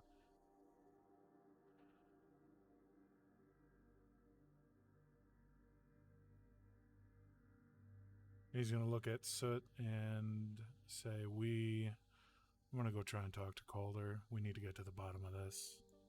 Do you trust him? Oh, let me move back. Do I trust him? You know, I'm starting to feel like I was a little too trusting with him at first. And Well, let me ask you this. Why did he not want you to bring him inside the Salty Siren? you know, that is a very good question. I don't know. He, when Vizier warped us up there, I could tell that that Calder tried to resist the effects of the spell, but obviously failed because he did get warped up there, but he did try and resist.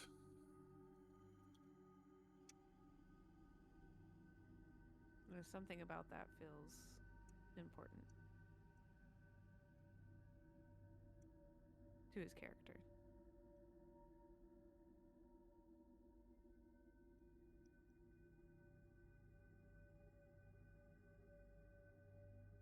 want to go try and figure this out before one of us gets hurt or one of you guys get hurt. I don't give a shit about myself, but I want to go talk to him. Can I give him some inspiration before he goes and talks to him? As he continues to lose his piece back. Walks how do away, you- spins around. Okay, mean- come on back. How do you intend on granting him inspiration? Or is it just like a verbal sort of Good luck. thing? Yep. Oh, okay. Or could I? I don't know. Teach me. Only mechanically, only a bard like Sienna can grant inspiration to another person I see. with her music or singing. What if I patted him on the head and say, "You got this"? Is that inspiration? Yeah, I mean it's encouragement. Yeah, Okay. verbal encouragement. But that's it. All right, so Lan will straighten up to his full height after he had to bend over to get the pat on the head. And then he will walk towards, I think this is the room where he is. Yeah, you see the few of the party members in there, and at the end of the room you see Calder sort of where this massive explosion site in the wall, blowing out the walls. See him looking around on the ground over there. So then he's going to dash 20 to there.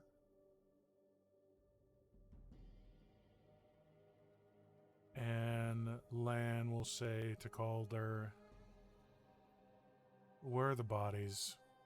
And as he does, he's going to take the parchment of the portraits, and he's going to kind of fling it on the table, like right there. And he's just going to be looking right at Calder. And that will be his turn.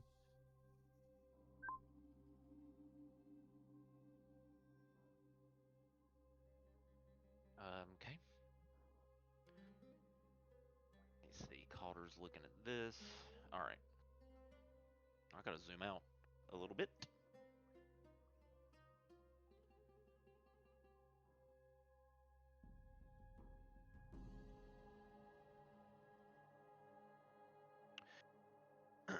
He looks over.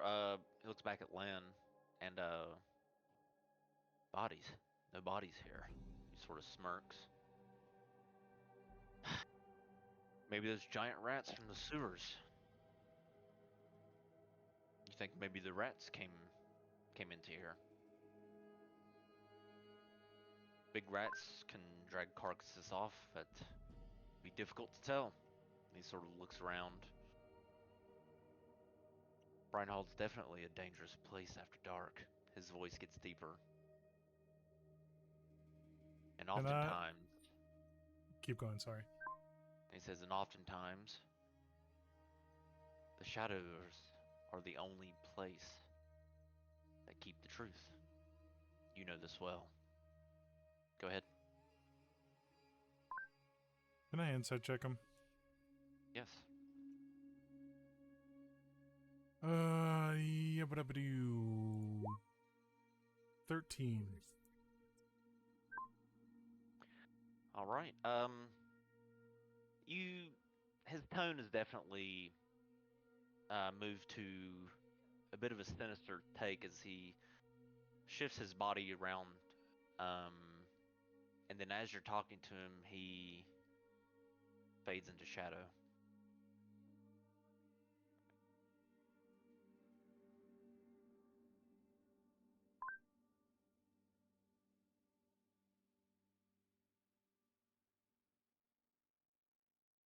He faded to shadow. And I said my turn was over, so never mind.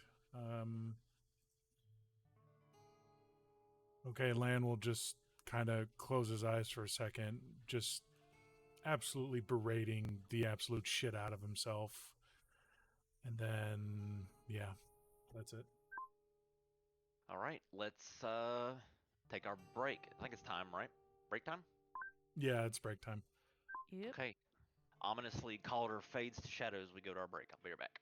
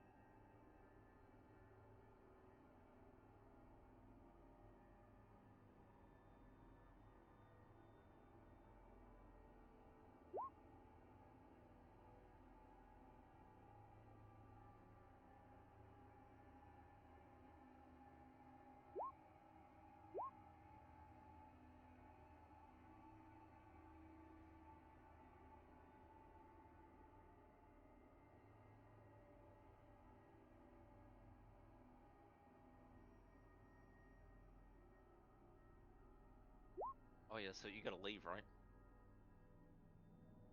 Be out in about an hour and a half my time here. Okay.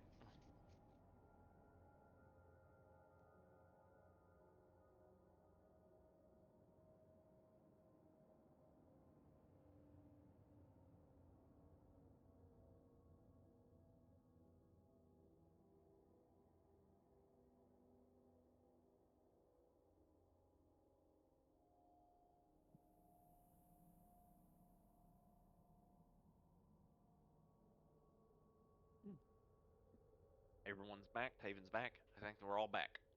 Oh, Nick decided to make a quick pit stop, and Nikki's making popcorn, so turn him in That's or fine. hold this up. That's fine. So, fun story about Not their popcorn. turn. One of the guys I work with, he caught his house on fire because he put popcorn in the microwave yesterday. Wild. What a How time to be long alive. was he cooking it in Well- order for it to start a fire? That's what I said. He said that the thing suggested 4 minutes, so he put it on 3 minutes, but it was a brand new microwave to him. I said, it has a popcorn button, right? He goes, yeah, I just figured I'd just use the minutes. Did he accidentally type in like 30 minutes? No. He burnt the popcorn, and then there was an open window, and it caught a flame. Oh my god, bro. Wow. God hates these people. He said the one positive was, though, is that he did get to see a bunch of hot firemen. I said, you know what? Maybe that popcorn I was getting hot mean, for it. silver lining. Wow. It's like, I ain't mad. Wow. Lost my house caught on fire, but Hot firemen. So, there yeah. you go. I mean, it's like I keep telling Deborah, if you had a medical emergency, attractive paramedics help a might be, girl out. Way to go. That's sad. I mean, Deborah he's hurting trying to that make it bad? a hassle. No, I am never hurting that bad. Sarah doesn't want me in the house anymore and wants me gone. Like, damn, Deborah's that single? Gee. I mean, yes, but not that single.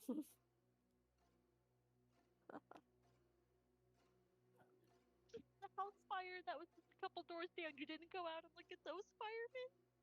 No. None of them were very attractive. Missed opportunity. Okay, Nikki says they weren't very attractive, so, according to Nikki, it wasn't worth it. None of them were worth it. When I cried. The day the fire happened, I got home early. I'm brewing coffee. Hang on, y'all. Alright. Motherfucker.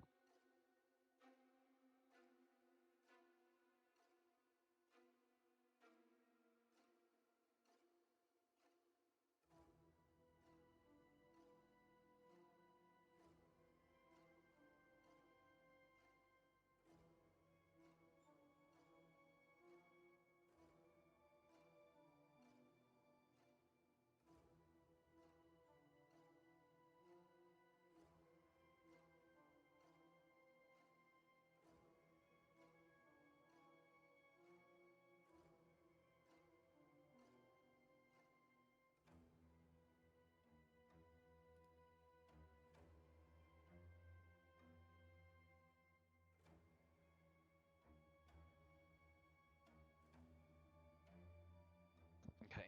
Nick and Nikki are back, so we should be good to go now. Ready? Okay. So, Lan, yes. Calder fades into shadow with this smirk on his face as he looks at you.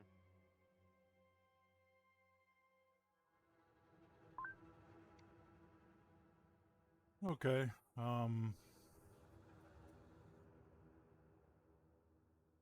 Yeah, Lana's gonna close his eyes for a second and just shake his head and just say, "You fucking idiot," to himself. And then he's going to take out his sword and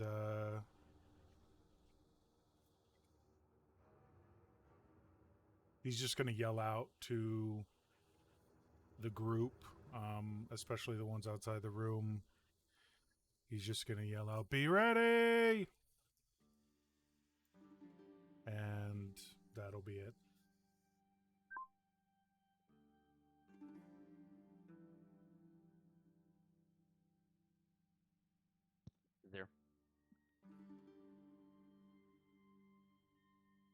Well, I don't know what he's needing me to be ready for, so I'm just gonna go down to here, and I kind of want to just check the chest and desk to see if there's anything like useful as far as like a guild members list, blueprints, anything the party could use. Investigation check as you sort of look over the desk there.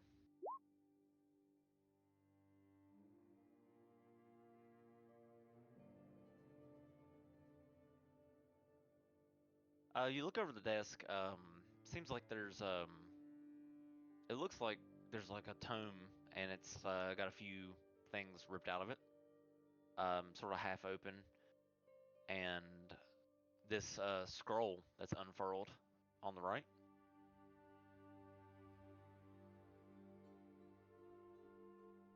Some of the drawers the drawers on the table are ajar, slightly open, with nothing in them. Besides, like, there's a few quills and inkwells in there, but and a blank parchment.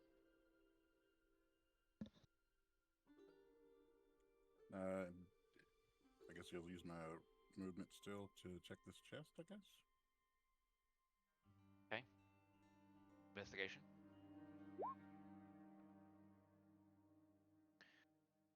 Yeah, the chest isn't locked, but it seems to be. Are you looking at the open one right here or the one down here? The one down to the south.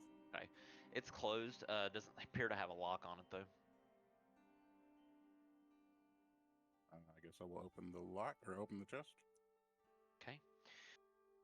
So you open the chest, and when it opens, you see this green sigil arcanely light up and glow, and then into your face this potent puff of poison.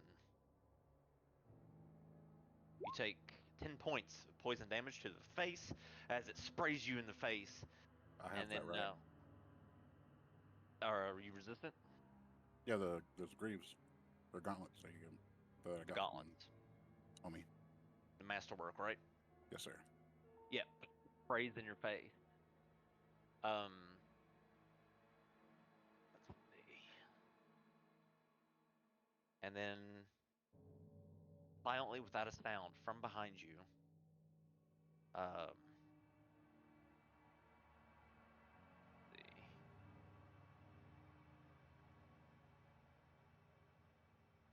Hang on, this ain't right.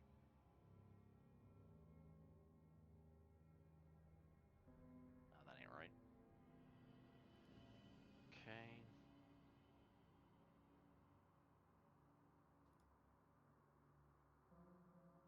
There.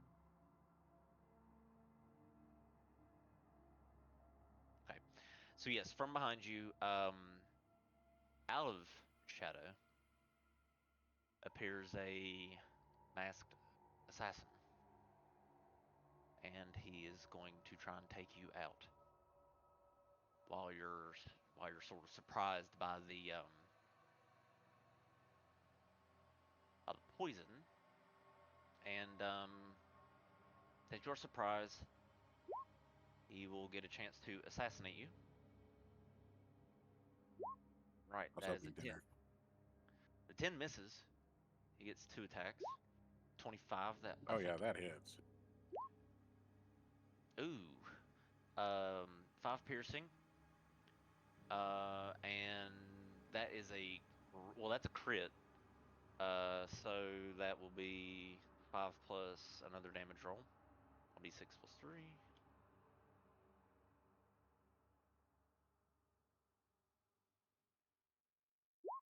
So 9 piercing damage, and make a con save as you feel this burning sensation of poison sinking into you. Okay. You fail, but you will still take half to your gauntlets. Half of 25 points of poison damage.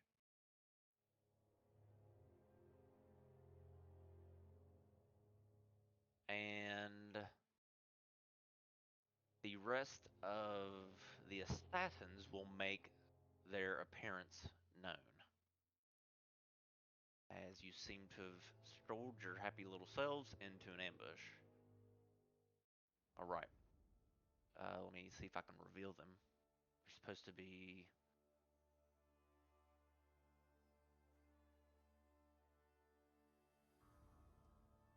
Okay.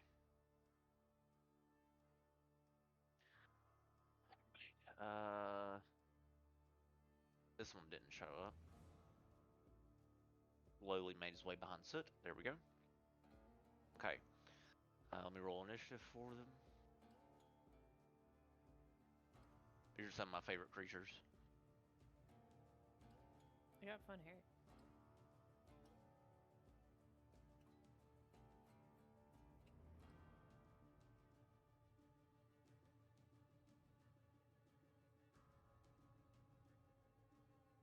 Okay.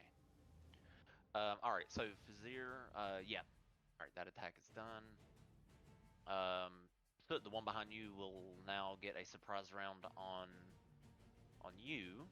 So surprise attack on Soot with a 25 that will hit. Ooh, 7 and 1d6 plus 3. D6 plus 3. So it's 7 plus 8 piercing damage. Oh god. And to make a Constitution saving throw, Soot. This isn't good. No, it is not. 36 is a lot. Oh yeah. Oh, 36 points of poison damage. Are you down? Not quite. Okay. Okay. Let's see. I think he gets... Well, he gets a second attack. Your passive without trace drops. And he will miss with the second attack. Alright. Taven. The assassin that appears out of the shadows behind you. 20. I think that hits.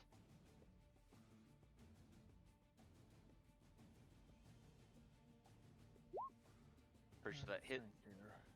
Unless you have a reaction of some kind. Well, I do. It's a surprise attack, so you are surprised by it. However, I think... Are you able to react on a surprise attack? Let me see. Because I would have redirect like a motherfucker if that was the case.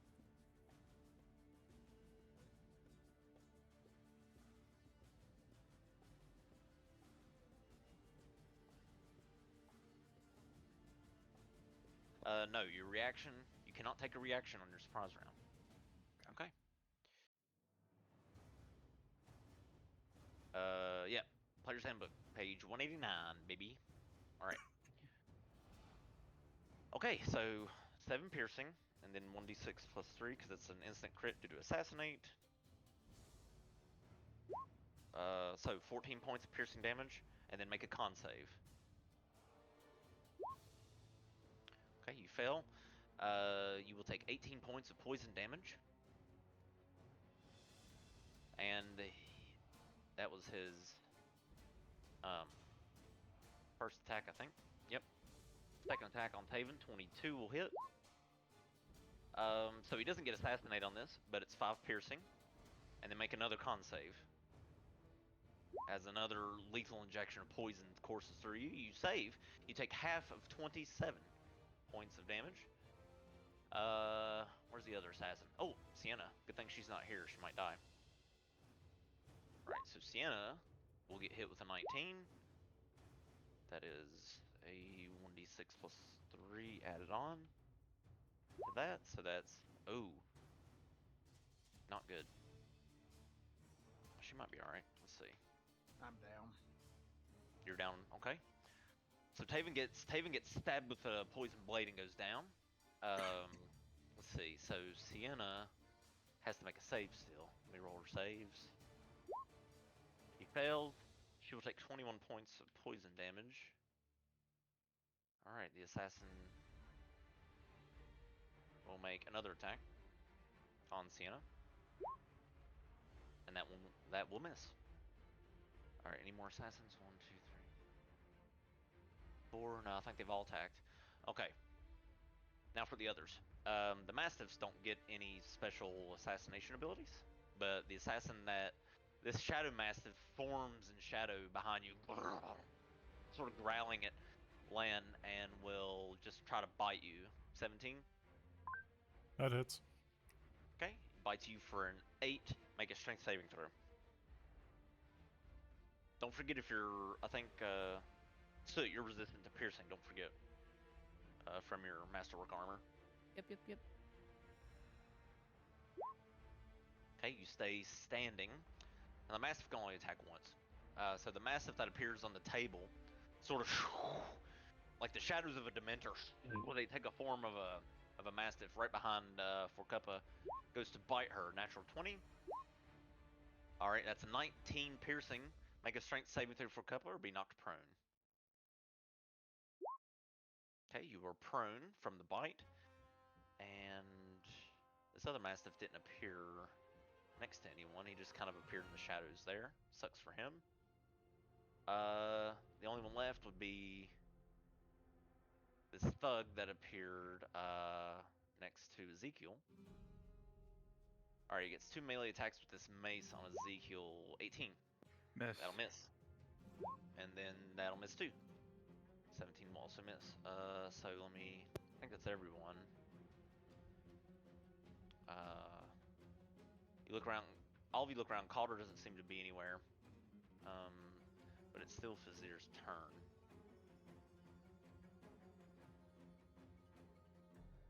Okay, Fazir. So all of this happens all at once on a surprise round.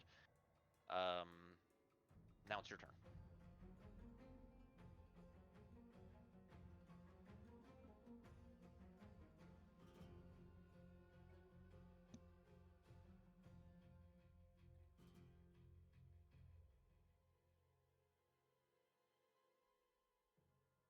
I think you still have some. I think you still have your action and bonus action stuff like that. Yeah. 1, 2, 3, 4. Actually, I'm gonna face step again Good idea. to here.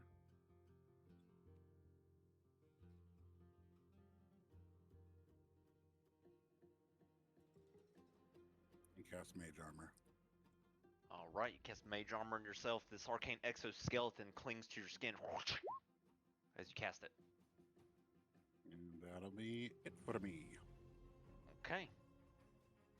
This assassin, after taking down Taven, will run over here to Fazir and attack him.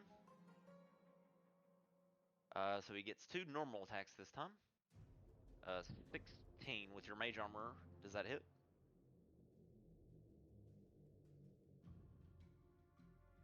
It was 13 plus your Dex mod, so that misses. Alright, he gets another attack on you. 8, that will also miss.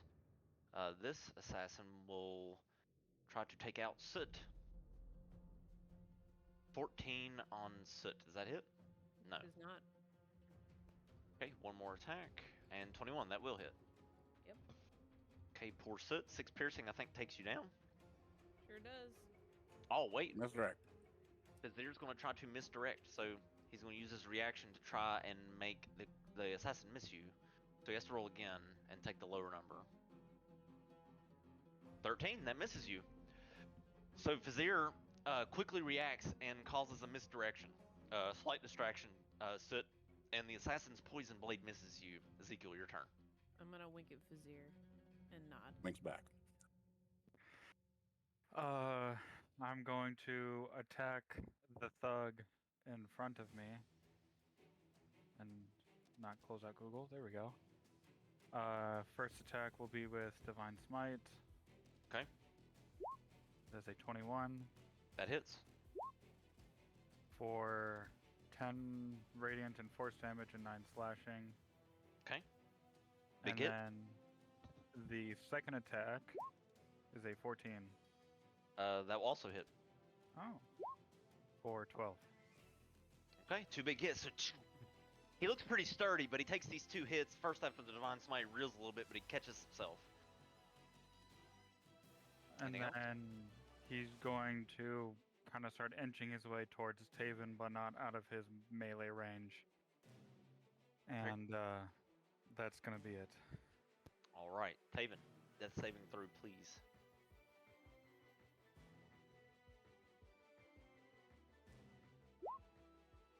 Oof. All right, that's one fail. Aspen, your turn. Alright.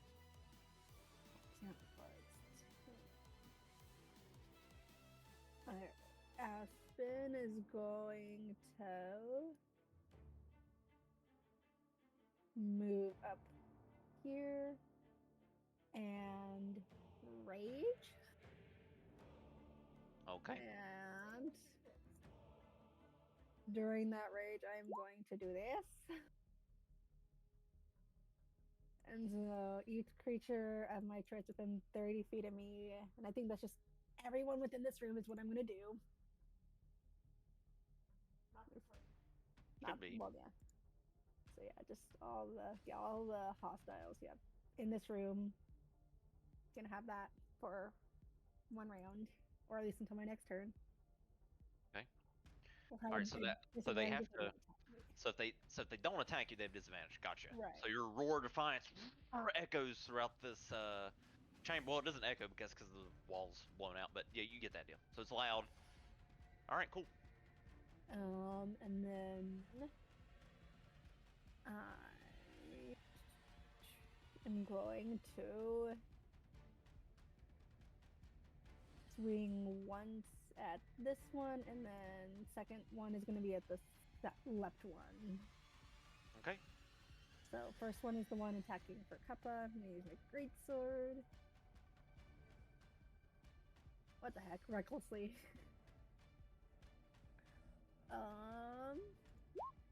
22 That hits. for 19 damage to the one on the right. Alrighty. And then I'm going to be attacking the one on the left recklessly. Nat 20. Woo! Good hit. For 22, 28 damage. All right. Massive hit.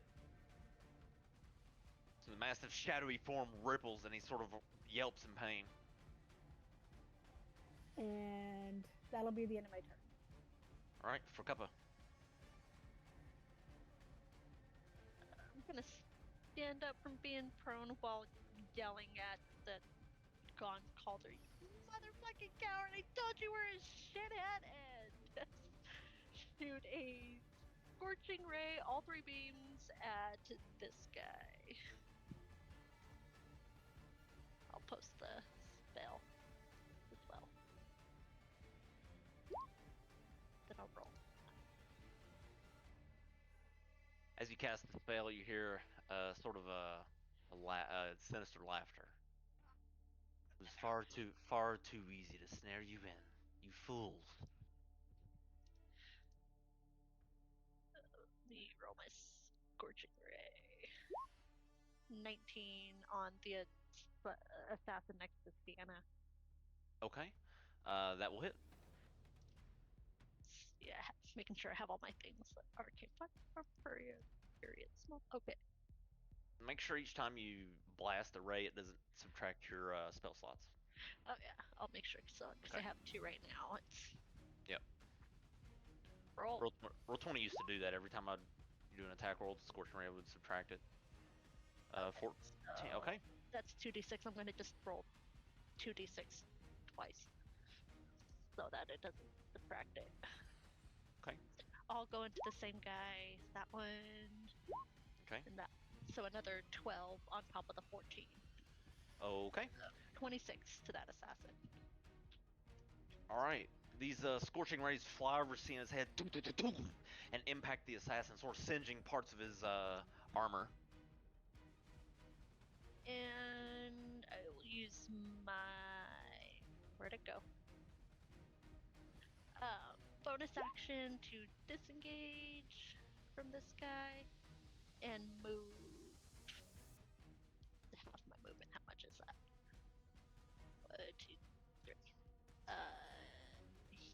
Here on the table. I'm not prone anymore. I have to take that off, and I'm done.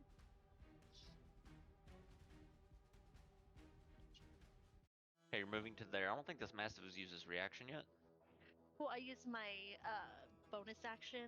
Oh, that's the right. Nimble The escape, nimble escape. to disengage.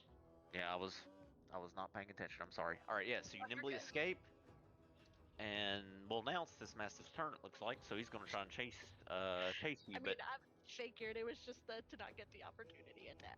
That's all. right. So he's not attacking Aspen. So he's going to take. I think it's that 1d. Is it 1d6 of It's thunder damage? disadvantage. That's only if they hit Okay, he has Isabella. That's disadvantage. only disadvantage if they don't attack me. Okay, so he doesn't take damage if he doesn't attack you, No. right? No. Okay, so disadvantage against Forcuppa. 12. Misses. Okay. Thug will uh mm,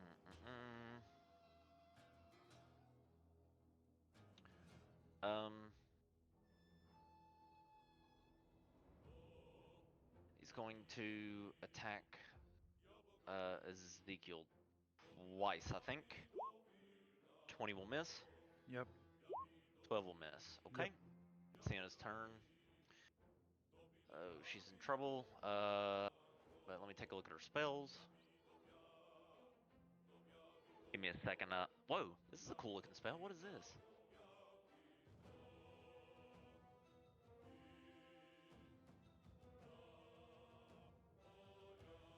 Oh, that's cool. Okay. I did not know she had that. All right. I think, um, can she teleport? Let me see. She has no teleportation spells, I don't think. All right, she's gonna stay where she is, and um, I think she would mass healing word here. At level 3,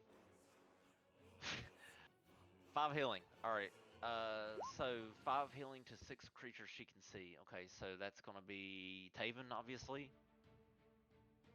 So Taven, Forcuppa, Lan, and herself. Anyone else is at full HP that is an ally Should she that she can be see. for Kappa? Yeah. Oh, she's for Kappa. Okay. She can't see Soot, but she can see you 4 and herself. Or yeah. So y'all get 5 HP. Taven, you are saved. I think that's what Sienna will do. That's her bonus action. Let's see. Okay, and I think she's going to use command on the assassin next to her. She is going to command the assassin to grovel. All right, so wisdom, or no, yeah, it is wisdom saving throw. Okay. The assassin saves and does not grovel. She is going to risk the opportunity attack and move to here. That will hit. 6 piercing. Wait, let me check her masterwork armor real quick. Okay. Con save. She makes it and we'll take half of that. Okay. Would that attack be at disadvantage if it's not at me though? It would, yes. Thank you for reminding me. Let's have him roll again. I forgot. That misses. Good thing you reminded me. So Sienna moves up to there. And this assassin is going to chase her. And now that I know that Did she you has get her this, HP back? I did, yeah, she added it back. Sorry, I wasn't paying attention. Just making sure. Yep. She got it back. This is on y'all if she dies, by the way. Alright, so the assassin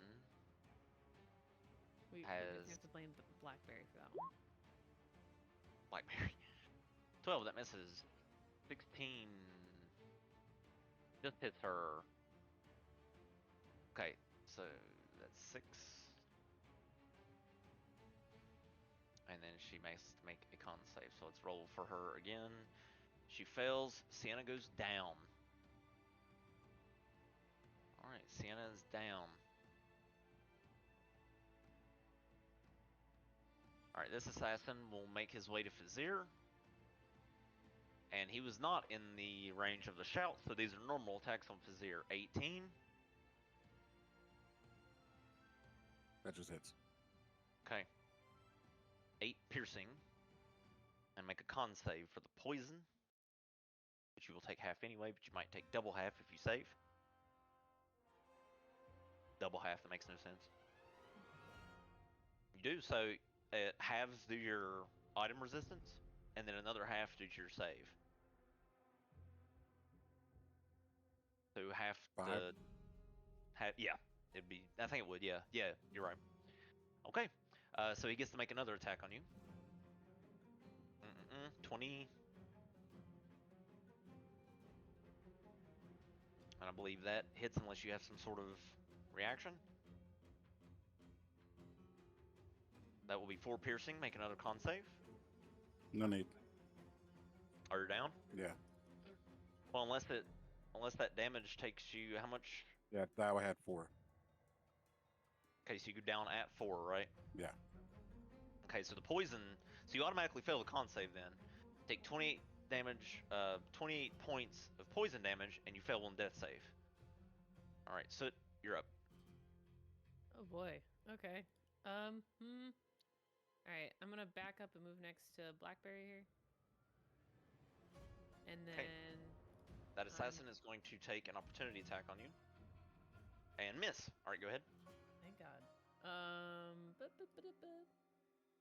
We're gonna do ensnaring strike on that assassin that's in the doorway there. Okay. All right, so you cast your ensnaring ensnaring strike, and these thorny vines will appear on your bow, like coalescing around your arrow. So what you have to do is if you hit him with an arrow, these vines will appear where it hits him, and it may restrain him if he fails the save. Okay, so if I hit him with a heavy crossbow. Yeah, if you just shoot him with whatever weapon you have, the next attack roll that hits him. All right, can I do that now or do I have to wait? Yeah. Okay. You still have your action. So yeah, you can shoot him with a weapon. Wow, natural 20, good job.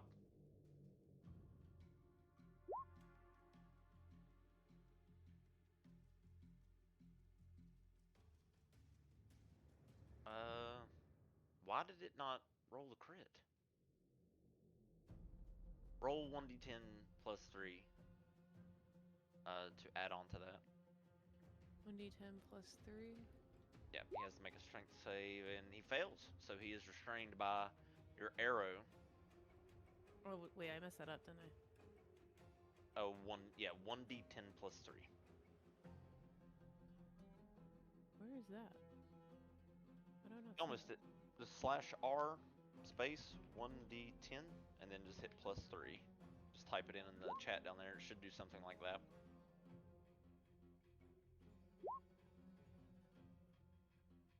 There you go. So 6 on top of 8. Because I don't see the crit damage up here. That's really weird. Alright. It might be due to the thing. Fighting style or something. I don't know. Alright. I'll add that on. Okay.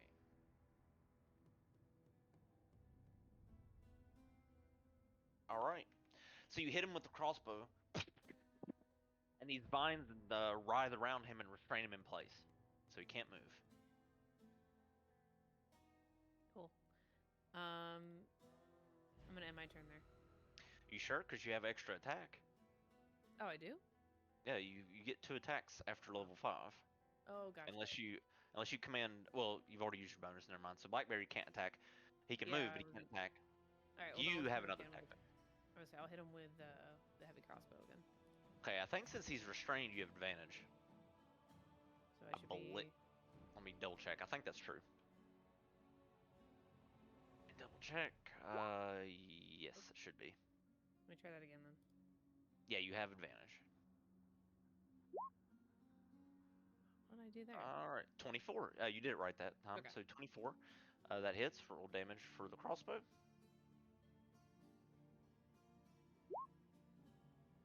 Okay. So yeah, he's angrily restrained in place. You see him sort of baring his fangs as he sort of looks at you. Oh, we're gonna end our turn there. Calder's turn.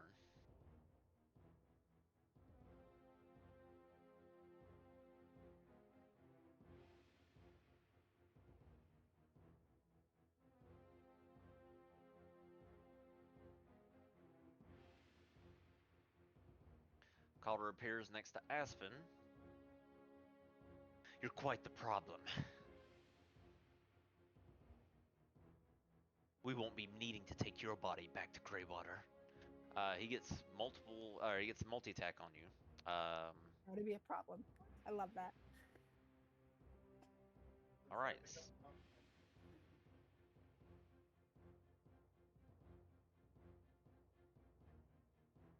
Okay. So 22. Oh wait, you recklessly attacked, didn't you? Yup. I did. Didn't you? Okay, he didn't get a crit, so you're good. 22. Yes, that hits. All right. That will be a 13 piercing and 9 psychic. Have whatever. Psychic. Woohoo! That's right, because you did. So okay, so 4, 7, and 5, so 12. Okay. Damage. All right, so he'll attack you again. 21 for 11 plus 8 and half. Just I trust you to half it. For Yeah, half it and round up. Oh yeah, advantage. That's right. Thanks for reminding me. So okay, he didn't get a crit. All right, so he will use his. He'll use his bonus action to invoke his Tactician's Gambit. So an ally within 10 feet can make a melee weapon attack against the same target. So that will be the Mastiff is going to bite you, Aspen. And since he's supposed to anyways, due to your shout, no disadvantage. But does he take... Oh, he missed. Alright, that's Calder's turn. Can I do that since he hit me with a melee attack? On who? On Calder. Sure. So use reaction. Okay, your spores explode at him? Yep. So how much is it? Let me see. Equal to half your level round, so 3 acid damage. Alright, it takes 3 points of acid damage. Okay. It's me, I turned around and farted on it. I turned around and farted on Calder for acid spores. Pretty much.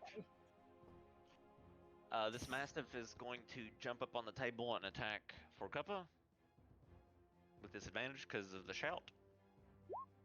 21. Yeah, that hits.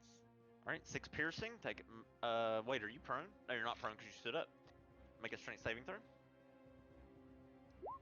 Okay, you're prone now. Yeah. Land, your turn. All hell's breaking loose around you, Land.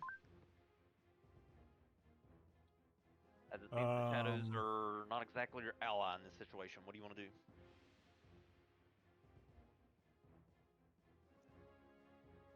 I'm going to steady aim and strike the shadow dog in front of me. Okay, the one to the south here? Yeah. Okay. Go for it. Let's go two-hand. 17. That hits. For 24. And then all right. So you cut through the Mastiff. He disappears into shadow after you defeat him.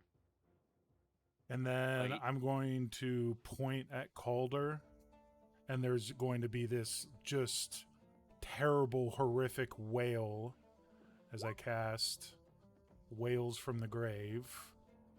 And he will take, so it's 2 / 2d6. half the number. Nice. He will take 9 points of necrotic damage. Okay. So the necrotic damage sinks in. You see his already pale skin get a little paler, but he just sort of smirks. Neat little trick. And that will be Land's turn. Zir, that's saving throw, please. Yikes. Alright, that's 2. No, I have an advantage. Oh, that's right, because of your thing, right? Die hard, yeah. Okay, so so it's 1 fail, 1 success. Make sure you mark off that second fail. Yeah, we'll do. Alright, this assassin is going to stab you on the ground. No, I'm kidding. I'm not that mean. He will come up here. He's going to move out of your melee range, which doesn't matter because you're down. He's going to move up to Taven and attack him with a short sword. Taven 25. 4 piercing. Does that put you down, Taven? Unless you have a way to react. Oh no, I'm down. Okay.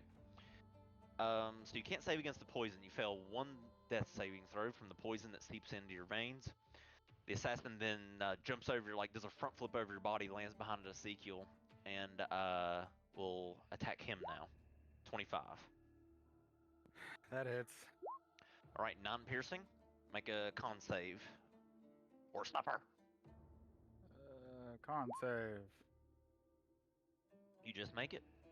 So you take half of that poison damage unless you have another way to half it again, which I don't think you do. You might. I do not. Nope, I'm not resistant to poison. Okay, this assassin is restrained thanks to Soot, so he will try to break the restraint. He has to make a saving throw. He can't. So, Soot, the assassin that you shot and restrained, you see him trying to break free, but he can't. So he's stuck there. Instead, he will turn in your direction, and you see this. I don't think he can do that, actually. Nope, he can't. My question to you is, doesn't he get 1/6 piercing damage at the start of his turn? Oh, he does, doesn't he? Because he's ensnared from the thorns? Yep. That's right. So 1d6. Yep, 2 points of piercing as he's struggling. He can't reach his light crossbow either in this position, so he's pretty much stuck. Ezekiel, your turn. Okay. I'm gonna attack the person that just attacked me, the assassin to my immediate left. Okay. Fuck it, I'll do Divine Smite again. Okay. There's a 19 That hits. for 21.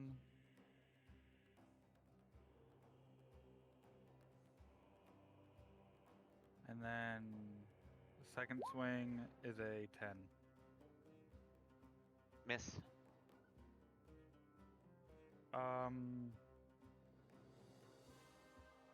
I will use my bonus action to cast Shield of Faith on myself. Okay, you're now concentrating on that. Your AC goes up by 2. Very well. And that's it. Yep. Taven.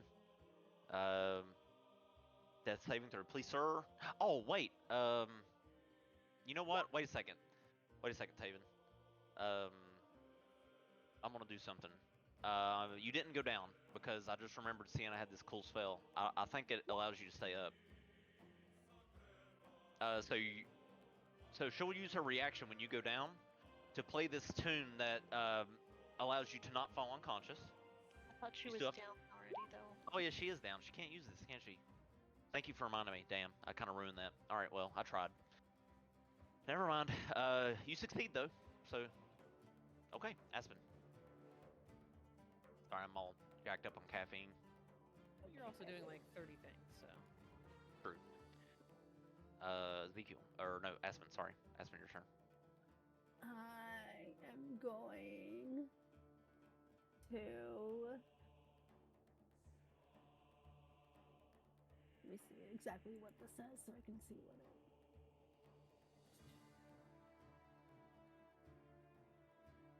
I am going to. I'm just gonna move. I'm gonna take all the opportunity attacks. It's fine. Go up here, 10, 20, 35, and give a healing potion to Sienna. Calder hits you with a 21, I think. Yeah, that hits. No advantage because it's a new round. 7. Oh, all right, and the Mastiff, I think. Yeah. We'll try and bite you. It doesn't have disadvantage. So 16. 16 hits. Okay, 9. And then make a strength saving throw, or you might go prone before you even get there. Whoops, You're raging. You have advantage. If you you fail this, it's gonna be funny. I'm gonna be real sad. Strength saving throw, advantage. Strength saving throw. Okay, you're 22. still up. All right. So you make it to Sienna. And then I am gonna give her one of the regular healing potions I have. Okay, go ahead and roll it. That is flash on. Heal. What exactly is the healing one again? 2d4 plus 2, I think. Okay. Right? Yeah, I think it is. That sounds right. I was not typing that. It is, yeah. It's regular healing. 4 plus 2. Hey, 9 points. Not bad. All right. Sienna regains consciousness. Alright, and then I will, because feeding something is the bonus action, right? Or was that the action? I can never remember which one it is. Bonus if you had it on your inventory and fed it to her. Yeah. Yep. Alright, and so then I will attack the Silent Assassin twice then for my action. Okay. Recklessly, because oof. And barbarian. 26 That'll hit. for 20 damage. All right, big hit. Nice. Alright, and then I'm just gonna attack it again. 25 That hits. for 15 damage. Okay. Nice. They're still up. Okay. The assassin, the assassin's blood sort of cakes the ground as you get land 2 solid hits.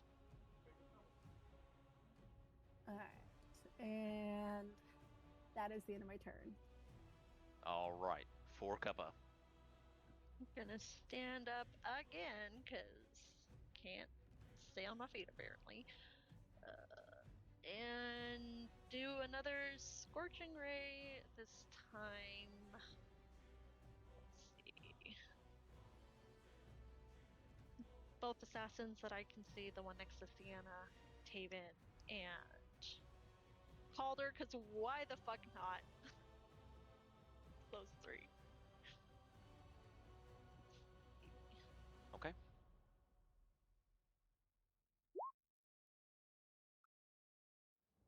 It's 22.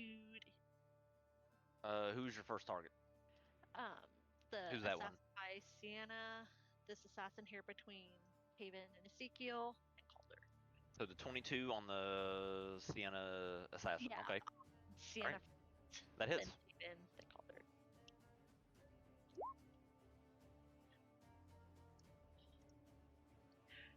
So that's 14.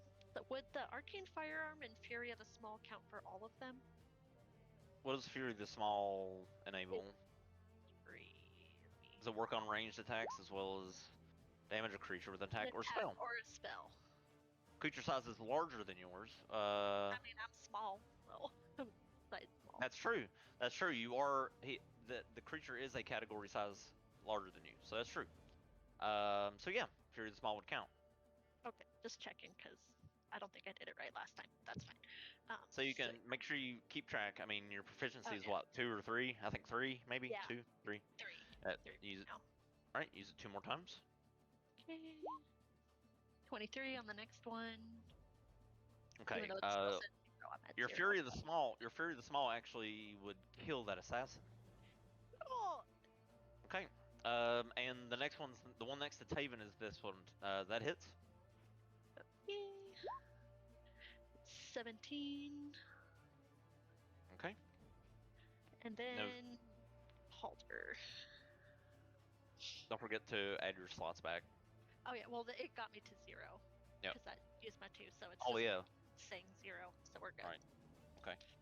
Then this one's for Calder. 8. Of course, it's an 8 for him. Okay. I'm done. Oh no, wait. I will for my bonus action. I forgot I had that. What can I do? Where did it go? Oh no, that takes an action. So now I'll be done. Just can't really do anything. That's it.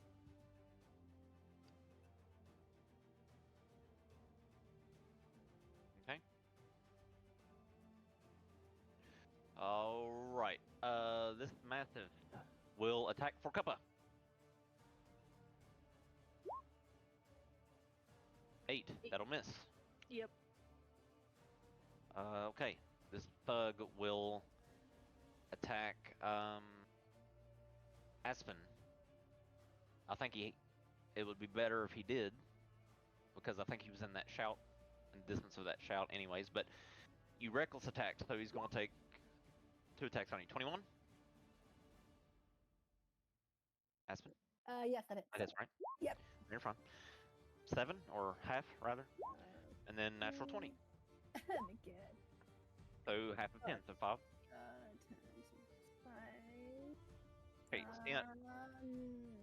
Can I think, since even though it's, can I do the where it's the fellow thing back at him? So if he, within 5 feet of me that heard the roar of defiance deals damage to me, which he did, you can use Con your save. reaction to bellow at them. So he has to make a con save, right? You In have this to case? make a con save or take 1d6. I don't know what the DC is. 8 plus 7. 8 plus Oh proficiency yeah, he bonus. passed the plus DC. charisma. Yep, he's good. Okay. So on Sienna's turn, she's able to move out of the way without invoking an attack of opportunity.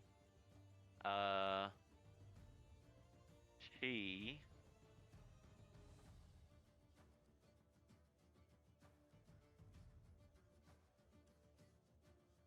got to do something big here. I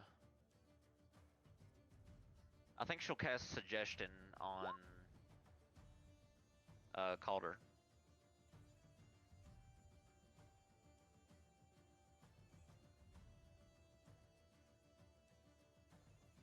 Let me see, what would it be?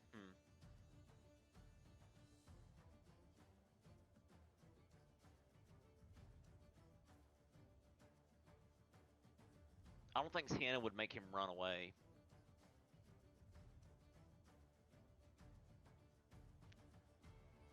Although that would be funny. She could say, run back to, well, let's see if he fail. Let's see if he, well, let's roll his save first. That'll help. Okay, he saves anyway, so it doesn't matter what her suggestion is. It fails. Alright, so she tries. Sienna will open this door and run into this room and take some cover behind the wall. This assassin is dead. This assassin will disappear and reappear next to Ezekiel and attack him. This is And, the assassin that I ensnared, right? No, it's one that was south of Fazir. Got it. So he will be able to sneak attack if he hits. So no, natural 20 on Ezekiel. So that's 6 piercing plus 19 sneak attack, and then make a con save, Ezekiel. Hold on. 6 piercing plus 19. I'm down. Oh, so you fail 1 save automatically from the poison, and then it will turn and attack Aspen with advantage because Aspen did reckless attack. Can't sneak attack her though. It only gets 1 sneak attack per turn. These assassins, so it will miss. Okay. And Soot, your turn. All right, I'm going to. Hold on 1 second here. Is Fizir alive now? He. I mean, he's dying. He's Okay. not dead yet, but he's dying. Never mind. I'm gonna do this then. Okay. We're just gonna heavy crossbow this bro in front of us here. Okay. Should I still have advantage? On the guy that's restrained. Yeah. Yeah, you have advantage. Okay. So He that's was a hit. he was unable to break free. Yes, that will hit.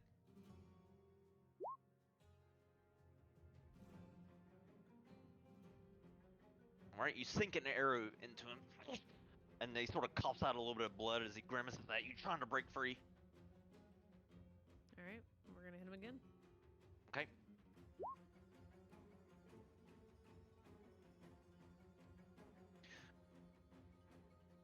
That'll hit. Okay. Ugh. Okay. He's not looking good. You sink another arrow into his thigh. Cool. And then. So I have a question. So if I had, I don't think I can in this case, right? Blackberry can't do anything now, correct? He can move, but he can't attack since you used your extra attack. But Gotcha. just for, I was going to tell you beforehand, but I chose not to. I didn't want to really interrupt you. But in this case, let's say you wanted to run with Blackberry and do the charge attack. He's within range, and he would have advantage on it.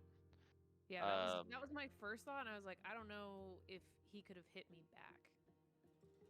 If he was ensnared, can he get me at close range or no?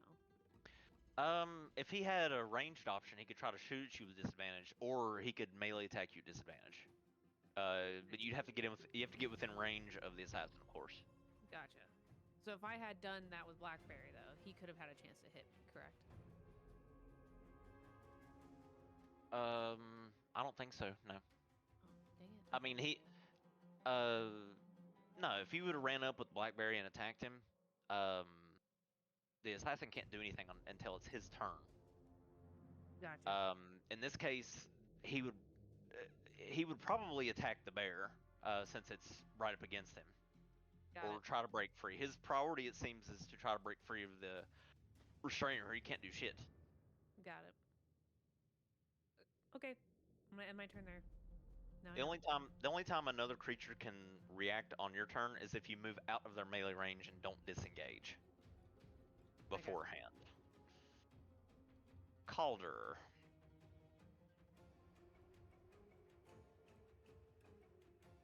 All right, well, he's going to close the distance on land.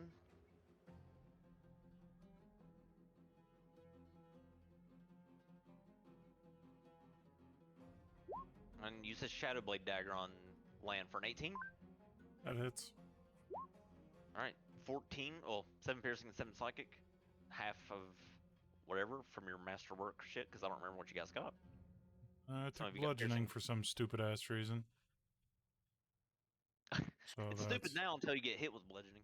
Yeah, right. But you're not frightened, so that's fine. And now another Shadow Blade for 22. Yep.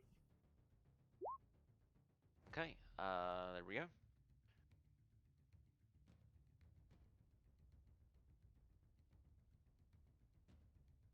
And you notice that he's not in shadow form anymore. He's the mask is hanging down around his neck, and the mask looks familiar to you.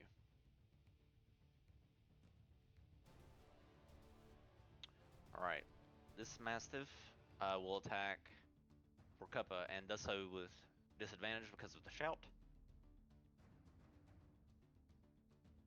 The shout no longer applies stuff. Awesome. So 19 on Forkuppa hits unless she can reduce that somehow. Shield. So I'm gonna do that. Okay. Shield should. It gives you 18, right? 13, yeah. Oh wait, it's 18. I miscounted. Never mind, because it's not gonna make a difference. I'll take it back. Oh. Sorry. That's fine. No, you're fine. I can't math today. Nah, you guys see how much I mess up. It's fine. All right, so 13 piercing damage from the Mastiff. Lan, your turn. Oh wait, let me make my strength save because I'm gonna fall over again. But you know, why not? Oh, I actually saved this time. Okay. Stay standing. Yep. Barely, but yeah.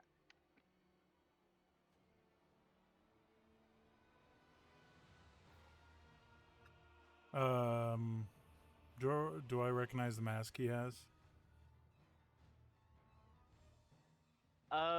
Make a perception check as you glance down at it.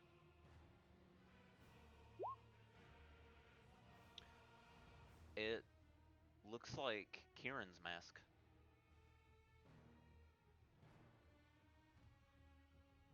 Okay, on that note, Lan is going to steady aim again. Am I in dim light? No. From the torchlight is illuminating the room just enough for you to be in just like a regular luminescent sort of area. So no, you're not in dim light. Okay. Then yeah, I will steady aim and attack Calder. So that will give me advantage. 18. That hits. For 19 points of damage. All right. And then I'm going to use Whales of the Graves again on this assassin right here. Okay. So that's 11. Damn, almost max. 11 points of necrotic damage on that assassin. All right. So he will take that damage from the Wailing Spirits. And that will be Lan's turn.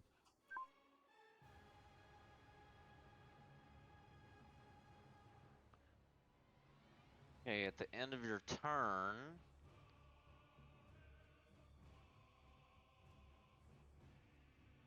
shadow stepping from outside the window there into a dim light area would be Kieran himself. Shows up and will fastly approach Calder.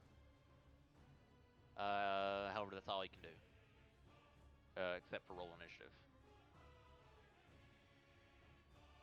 So Kieran shows up, getting a 12.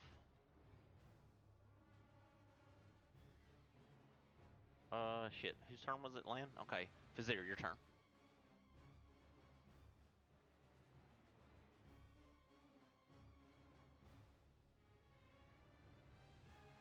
All right.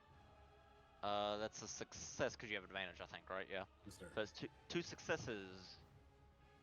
Alrighty. This assassin move to here and attack Aspen.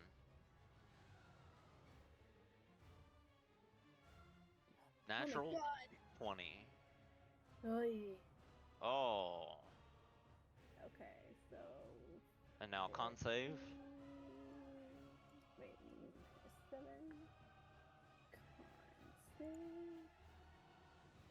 Oh my god, can I add my inspiration to the. No, it won't matter. Okay, never mind. Going down.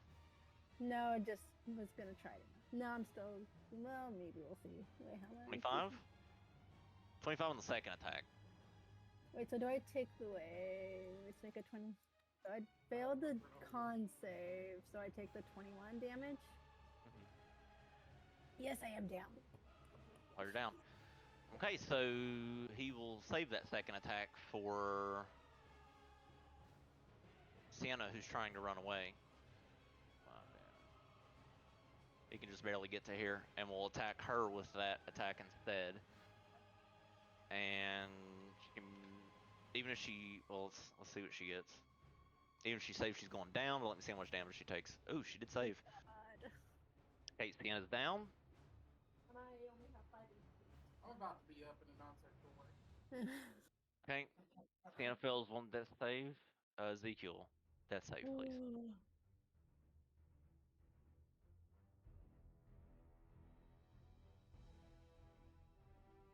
Okay. This assassin will try to break free.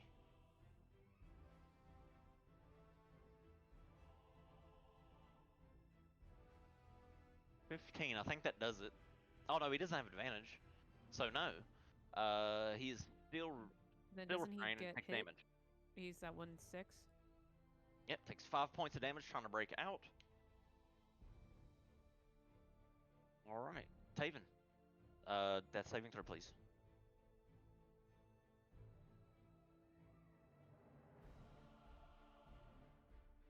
Nice. Okay. And then death saving throw for you too. Damn, death saves all around. This might be a TPK. I was gonna You say, can sound you not sound so super happy stoked. about this? Yeah, don't sound so happy about it, Cody. What? Jesus Christ. What's a TPK? Total party total kill. party. Kill. Okay.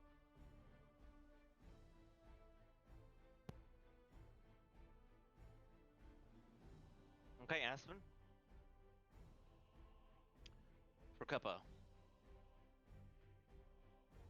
Okay, so we are going to do Tasha's Caustic Brew going.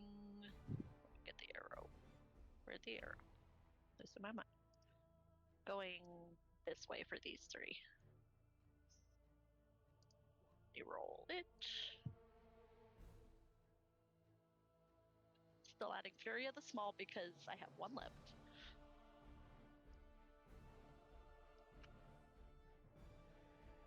So 15 damage.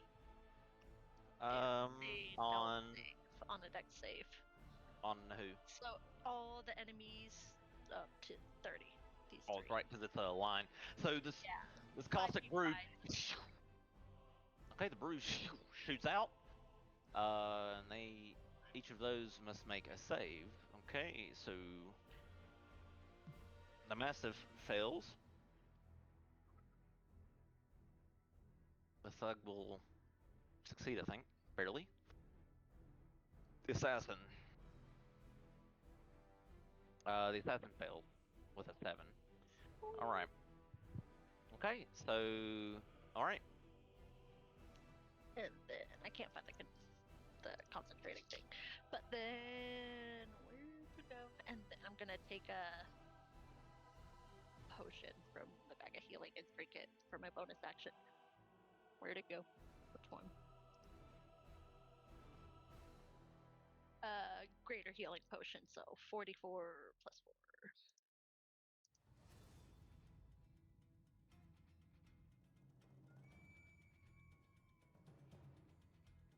50 HP. And then I'll be done. Okay. Okay. 15 points of healing for Cuppa. Sienna, make a death saving throw. I'm sorry, what? Would it help to put like a token or something on the Mastiff and the one that failed, just so, because it stays up until I drop the spell, that they take that damage. At the start of my turn, I think. Yeah, we can put it like a little green dot on them or something. Just so we On can the ones remember that which ones that failed, right? Yeah, the ones that failed. So well, 2d4 acid at the start of each of my turns. okay, Sienna got a crit, so she's up with 1 HP. Now it's the thug's turn. So he saved, I think. So he isn't like melting, right? Because that's what it does. I think it like burns him. If he succeeds on the brew spell, he doesn't take any damage, right? Or not any like secondary damage, right? Yeah, no, it doesn't do any damage if you save. Okay. All right, he's going to move over here and attack Lan. 2 attacks with a mace, 7 and an 18. 18 hits. Okay, 4 bludgeoning on Lan. And now this mastiff So for Cuppa, you're not prone, right? You're not prone. I don't No, think. Not Okay. prone. Okay. So let's see if you are after this. 15. Does that misses you? I think, or no? Does it hit? It might No, hit that unless hits, you want to do but shield. I want to do my shield now. Burning through my Okay. spells, but try to stay alive. Oh yeah, you're about to die. So yeah, you cast shield and boom, and the fangs sort of bounce off the shield and miss you entirely. Kieran's turn. All right, Kieran. You got to save some people here. I don't forgot what he could do. Fake his death. Let's see. No, he's got legendary actions actually.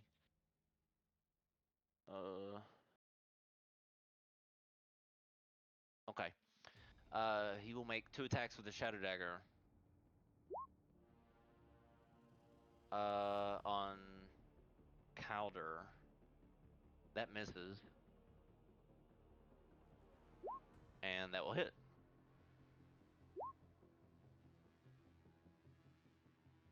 Okay.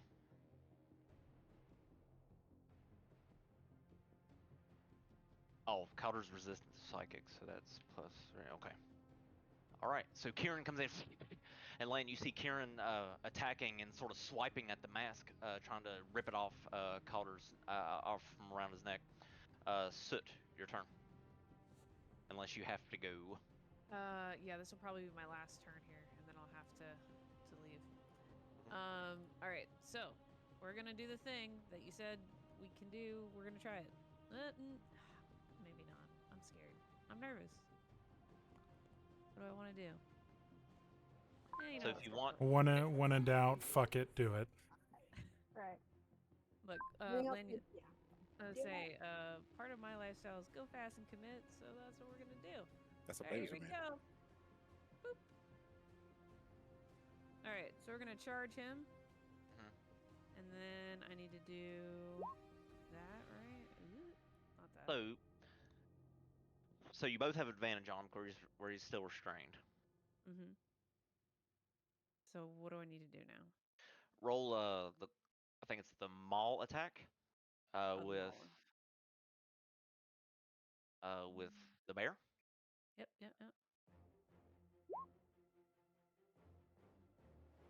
That will miss. And now you, if you're using, you only get 1 attack now because you spent your extra attack allowing your companion to attack. Yep. So now you're still at range. So you yourself would have to move 1 square closer to hit him with a melee attack. If that's what you're trying to do. But if you're trying to shoot him, that's fine. Where Let's it's just fine. shoot him. Okay. We'll go back with heavy crossbow.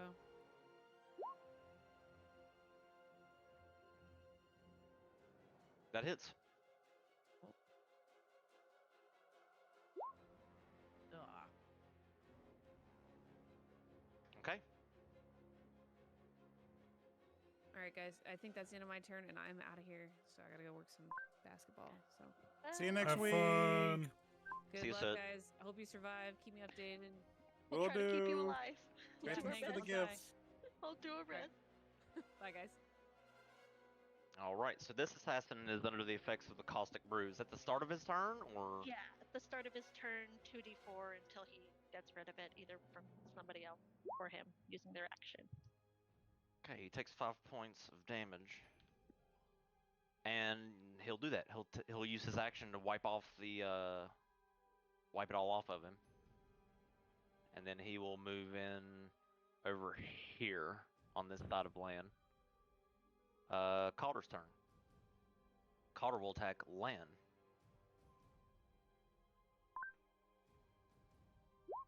19. That hits. Alright, heals I'm down. 12 plus. You're down. Okay, he will spin and attack Kieran. And that will just miss Kieran. So after he takes you down, he tries to swipe at Kieran's neck and just and he dodges back out of the way just barely. This Mastiff will start out by taking the brew damage. That's 2d4. 7. And it's going to not use an action to get the. Actually, yeah, it will. He'll spend his action getting the brew off of him. Lan, that's saving throw, please.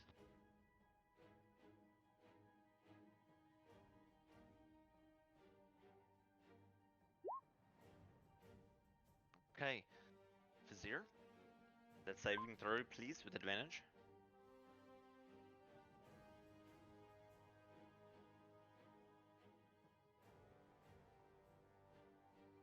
Let's see. That ain't right, is it? I think it's only 2. Is that right? No, because let's see. Die hard. I mean, I still Oh. failed, but Oh no, so that's 3, right? Yeah, that is 3. well, that's 2 successes and 2 failures. Oh, that's right. Okay. So you're on the door. Let's see. This assassin will attack Sienna since she managed to wake up. She's on the ground. All right. She's down again and fails a death save. And I'll move over here for Cuppa and attack for Cuppa.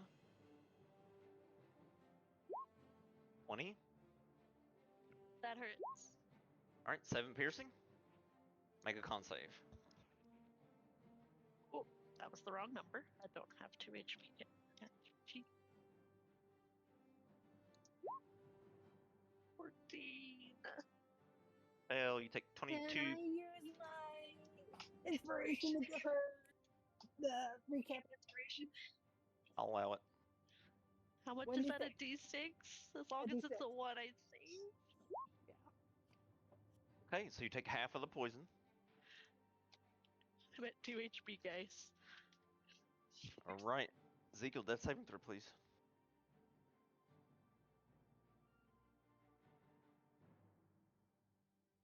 All right. This assassin will try to break free because he's still ensnared. He does. So he finally breaks out. And will. No, that took his action. Taven, death saving throw, please. Okay. Aspen, you as well.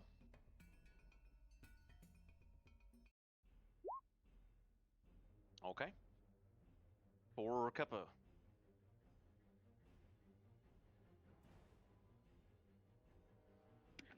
She's gonna look at Calder and say, "What's it gonna take to let us live? You can go kill us another time." Um. Good question. Give me a second. Let me see what he would actually say.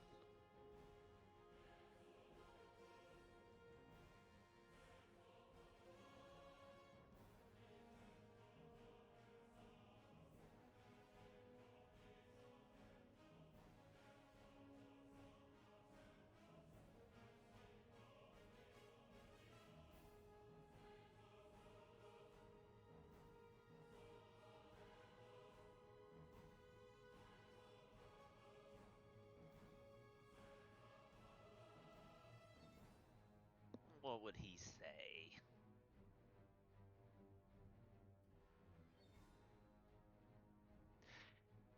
So Calder looks up at you as he ignores Kieran. What would it take? And he flicks the blood off of his dagger. And his eyes narrow.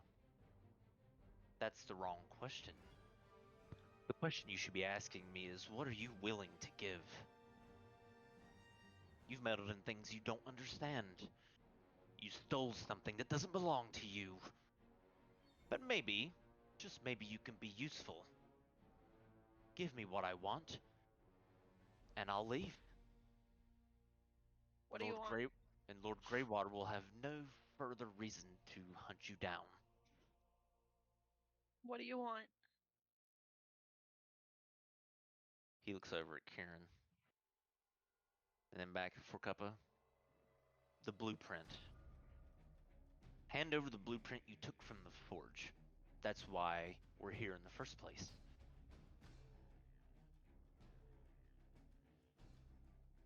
Two. Have that? Hold on. Did I put the hold on? Oh yeah, I have that. Yeah, I have that. Should be the protector blueprint.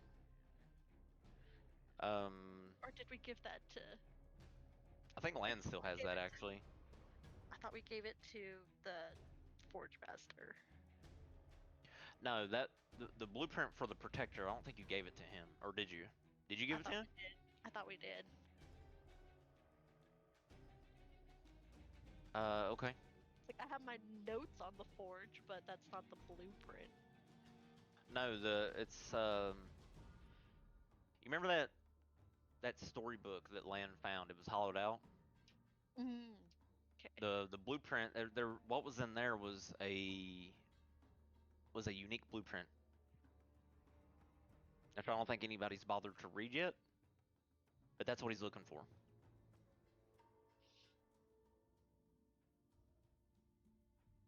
So he says, "I want the protector's blueprint." Just take the bag of holding, turn it upside down, and just start shaking it so everything starts falling out. Like, this is what I have. Like, I'll search the people who are down if they have it. Take it all. You want.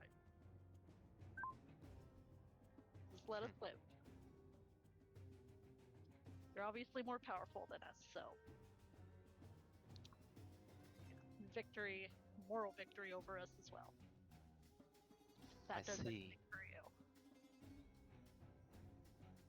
All right, so he will say,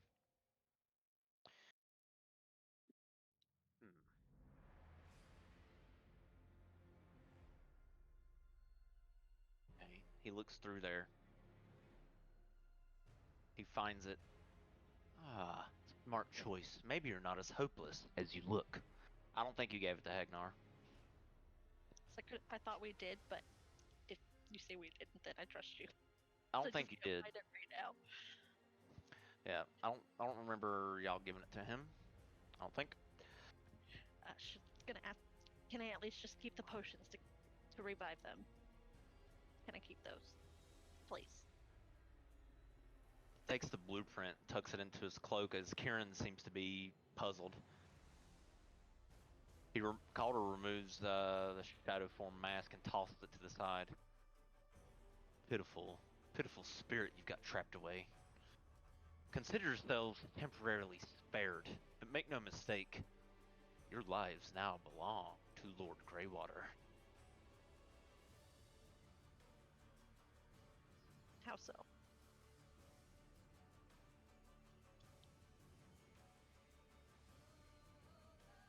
Let's see. This act of mercy will surely invoke him to call upon you for some sort of favor. You either return to his prison or accept his call to work for him when he calls. This is typically how he works. My deal's with you, not Lord Greywater.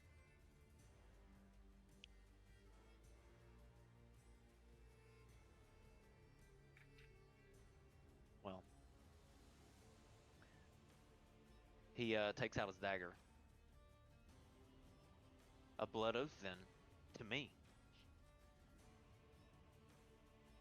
For what? Like an IOU? Swear your loyalty to me.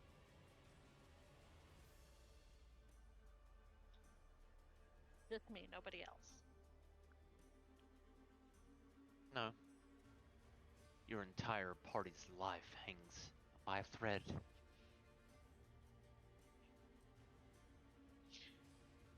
Yeah, but I'm still alive. They're not, so obviously, I'm worth more than they are. So, my promise of loyalty to you means more than that. He looks around. The blueprint will suffice for now. But if any of you manage to live throughout the night, or just bleed out here with the rest of these filthy forge masters that ran this place. It matters not. Greywater can now commence the great forging. Sure. If he doesn't get stopped by at least other people. Can't stop that. He draws a sigil in the air, and the assassins all nod and disappear.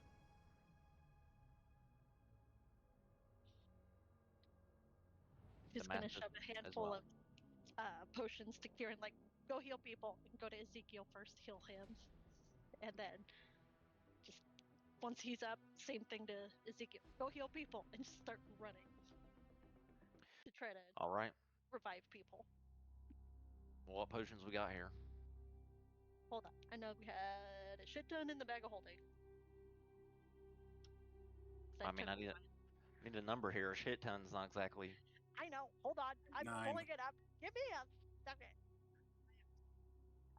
So we have 2 potions of greater healing, 5 potions of regular healing, plus anybody else that has like lay on hands or gonna use my 1 level. He's gonna go get Sienna first because she has a mass healing word. Oh yeah, so I was just like start with the people who have healing first, and you know. Okay, 5 HP to we need Sienna, triage. and then Sienna will. She can only target 6 people, so 1, 2, 3, 4, 5, 6. That's everyone. Because Soot is at. That's everyone who's down. Yeah, focus on the people who Um, first. I have 2 HP. I'm alive. We're fine. so Sienna will mass healing word. Just to get the people that are down stable. Yeah.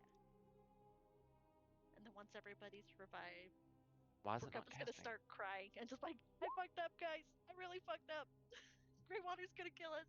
We gotta do something. I don't know. I don't even remember what I promised. Shit might go down. I might be in loyalty to him. I don't remember. Things happened. I got it blacked out. But at least we're alive. 8 points of HP to those that are nearly dead. As you come to, Kieran looks over. Who was that? Why did he... How did he get my mask? Looking frustrated, Kieran looks around. I'm gonna go pee. Collect yourselves. I'll be right back. Porcup is not gonna answer him. She's in a puddle of anxiety and tears on the floor.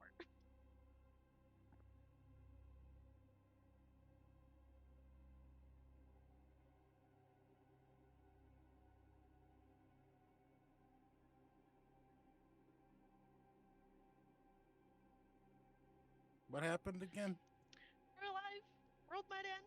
I don't remember. How did he get killed? Did we kill him? Oh no. We didn't kill him. What, how? Bargain? Yes? Well, But I blacked out, so I don't remember what I bargained for. the terminology is African American now, but I will never forgive you for this, okay? I've forgiven you for this. You know, might have just doomed the world, but we're alive. 2 teary thumbs up.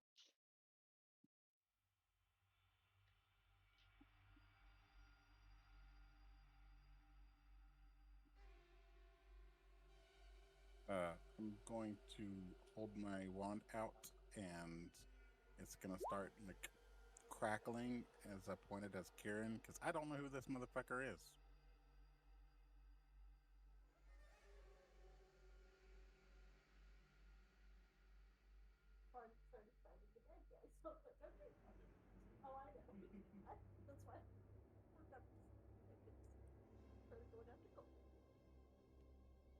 Like, are we attacking this guy, or what's up? Like, are you good guy, bad guy? Lan is Happy guy? gonna set up and see Fazir. He's gonna stand up and be like, "No, I know my word means absolute shit right now, As long as you know. but he, unlike the other fuckface that just dipped out, I can actually vouch for. Is this your gay lover that I have in my mind that you keep disappearing and sneaking off to have trysts with? Listen, dude, whatever gets you to trust him, I don't really give a shit at this point. He's on our side.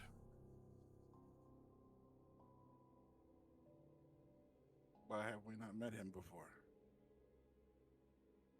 Why have we not met you before, Karen? Is that your name? Poor Peppa's gonna respond. Because they're spooky bitches that like to keep secrets. That's why we haven't met him. That tracks, actually.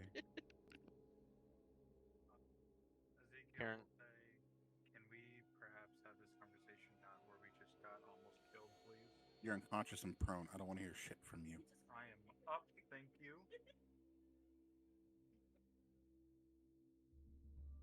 By the way, the 15 go to Taven, Tiana, Forkapa, Aspen, and Fazir. I'll give it a butt touch later. Thanks for the healing.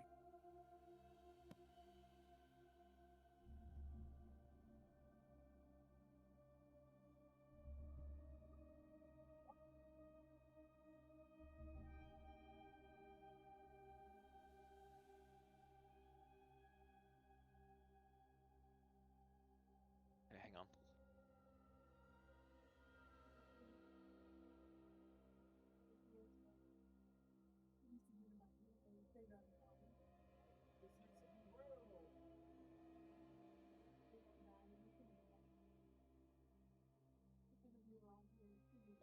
Okay.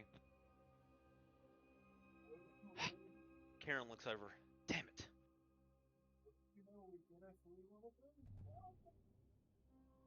He says, damn it, we weren't. I don't know if we were as close as. He didn't even look damaged. How strong was he? Looking frustrated, just sort of questioning himself. So you're friendly, according to Smoke Boy over there. But where were you this entire time?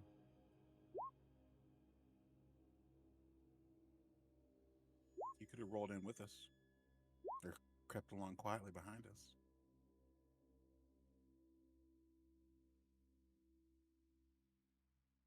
The city guard were reporting some sort of explosion, some sort of loud sound in the area that they ignored. So I got ahead of them and came to investigate. This is what I found.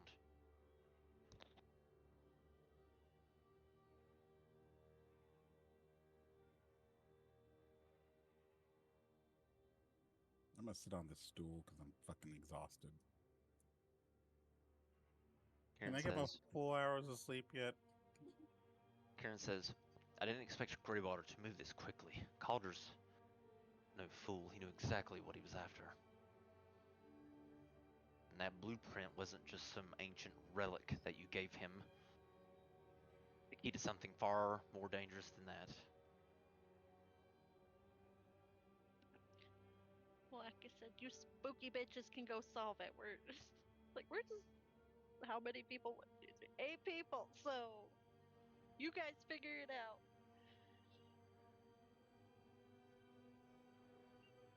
Lan is gonna walk over and pick up Kieran's mask and then go over and hand it to him.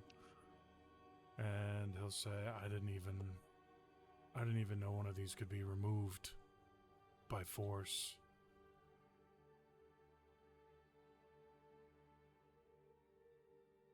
He picks it up. It went missing some time ago. I just didn't feel the need to report it to the mandate or else they would have revoked my shade status. So keep this between me and you. Oh, all right, so y'all figure this shit. I'm going back to bed. I'm going back to the inn. I'll see y'all in the morning.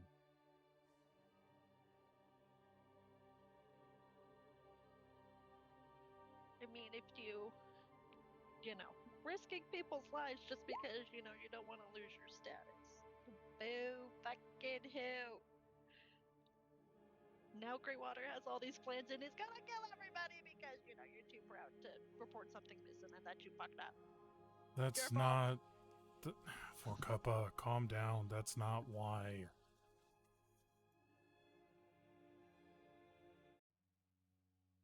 If anything, this is my fault for being too trusting. Calder showed me what I thought was a veiled mandate symbol, and I bought and I took it hook, line, and sinker. Very new to all this, so like I said, if anything, this is my fault. If I had more experience, if I had more training, I would have been able to sift through his deception more easily, and we could have stopped, and we could have, I don't know. But it wouldn't have come to this. So if you want to be angry at someone, be angry at me. Don't be angry at Kieran. I can be angry at two people at the same time. Because, you know, yeah, you were trusting, but, you know, if you never got Kieran's mask, then you wouldn't have trusted him. Which, Well, to be fair, it had nothing to do with Kieran's mask. I didn't even know it was Kieran's mask until now. It was his mark. And Lan will pivot and look at Kieran and say, how did he forge our mark? I didn't even know that was possible. He looks around. I'm afraid to inquire, but maybe our ways aren't so secret. Or maybe he is acting on behalf of the mandate for a different purpose. Maybe he was sent or bought by Lord Greywater to take us out. Mandate works for many people, as you know. I shudder to think that a hit was put out on us and we were just, or well, your group, and you just happened to be collateral damage. Is there some type of... Is there a group out there, an opposite of the mandate? I do know of those that work for Greywater as his sort of secret operatives, known as the Iron Veil. But they're more or less shadow mercenaries, less organized, but quite deadly, as you've just seen.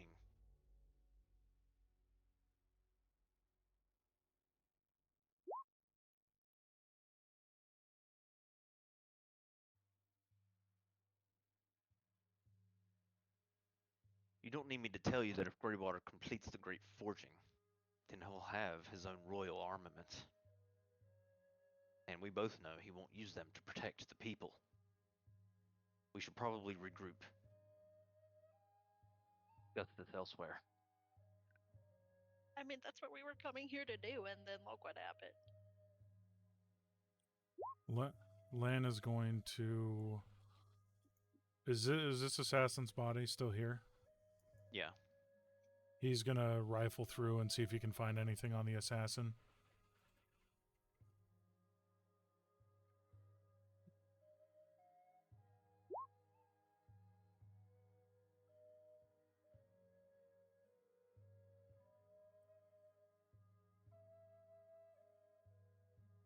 Make investigation check as you go through the corpse. Go through the corpse and search and see if he has anything on him. Rolled a... Well, it'd be a 20. Advantage shouldn't have been turned on, so a 20 for the investigation check. Alright. Of course he has his weapons and armor. His 47 gold pieces.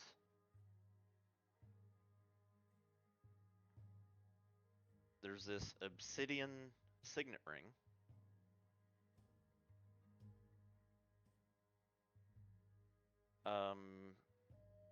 Has the sigil of Lord Greywater's house on it, and inside it has an inscription in Elvish.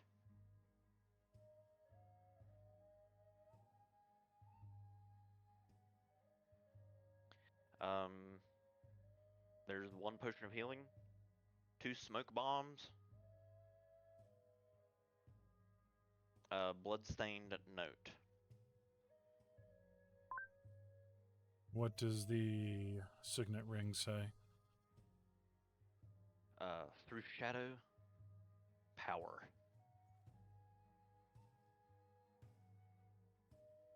There's a comma after shadow.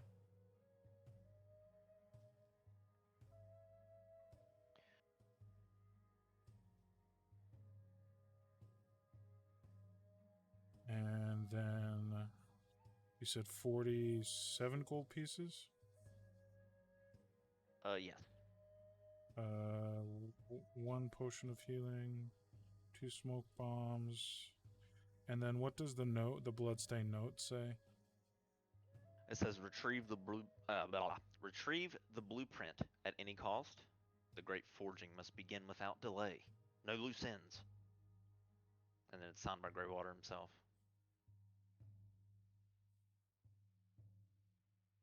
And then there is this mysterious black crystal shard.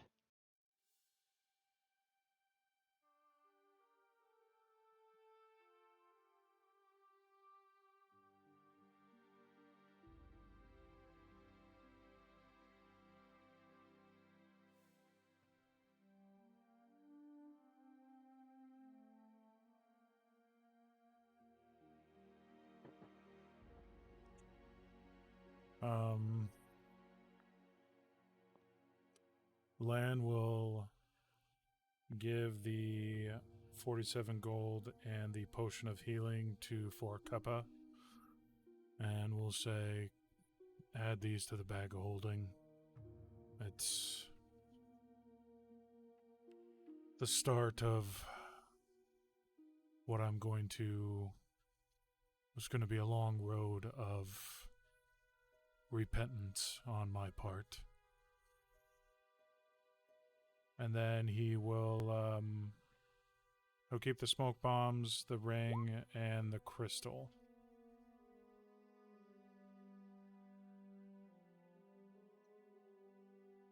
And then he will...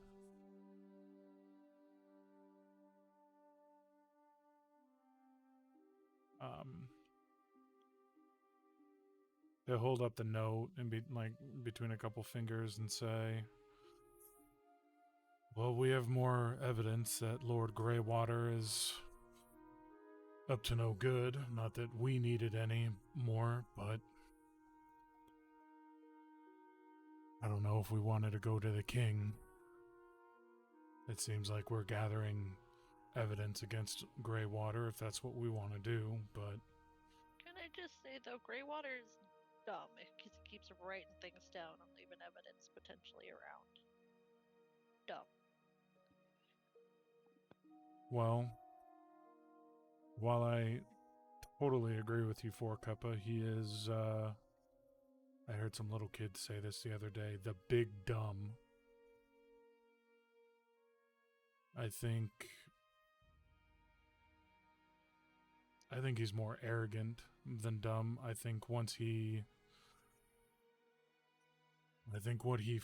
he feels that once he creates whatever he's trying to create, these another set of armaments, that it won't matter and he can challenge the king directly, because the king will be the only one powerful enough to fight him if the stories about the royal armaments are true.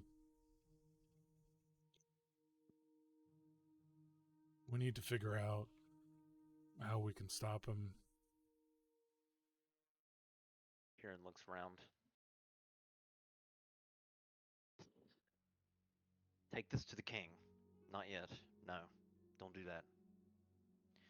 If you march into Evanthorn waving a blood-stained note from Greywater, you'll do more harm than good. The court is riddled with spies and sycophants. You'll tip off Greywater before the king even finishes reading the damn thing.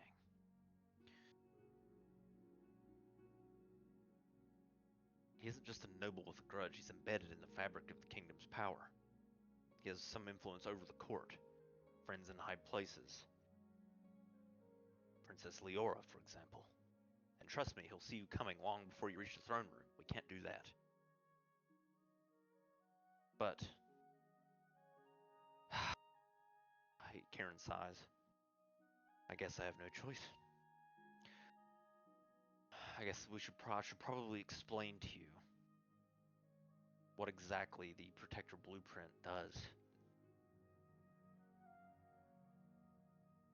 And why it's so important what you just handed over to him.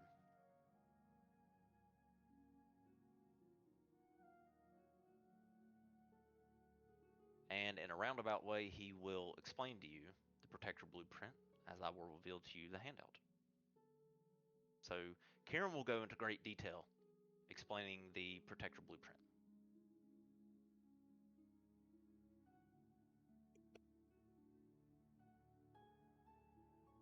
Karen says the Protector is the royal armaments that is passed down the Thorn family. Every king that assumes the throne is blood tied to the armaments, which means the only members of the Thorn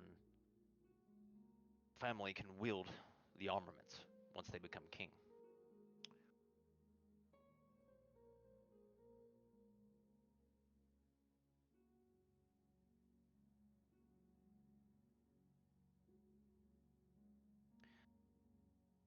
What I believe is going to take place,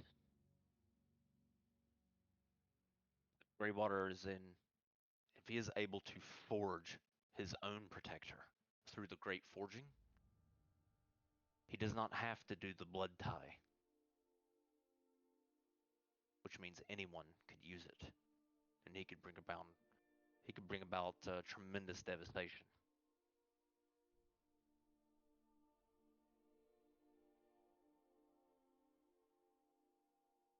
The blood oath is a way to keep its power in check, and use is only within the family, the Thorn bloodline.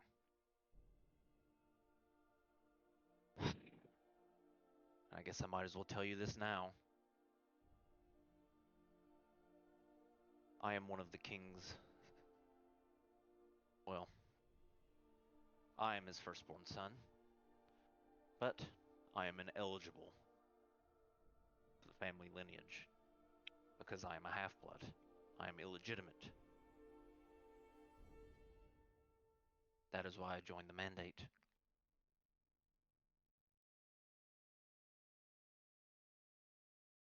A half-blood cannot be king, so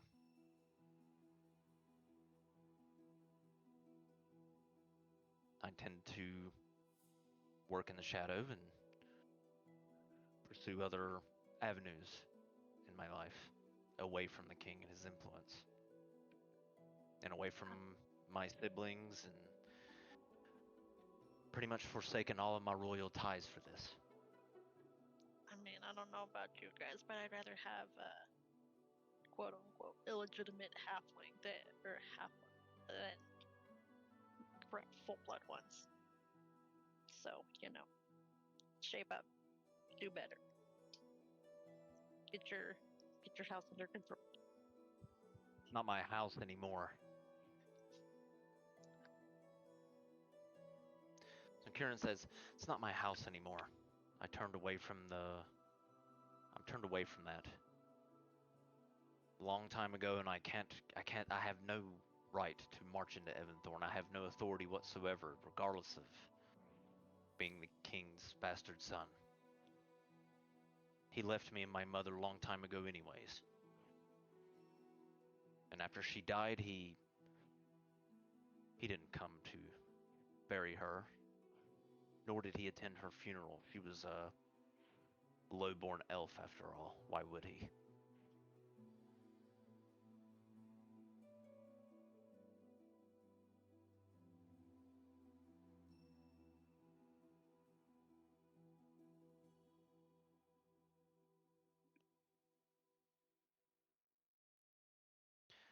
The king needs more than a single note anyways to move against someone like Greywater himself. We need more proof. Irrefutable. He's planning some sort of coup. It has to be. The kind of proof that makes it impossible to ignore. You can't just march in there and tell him he's planning this great forging.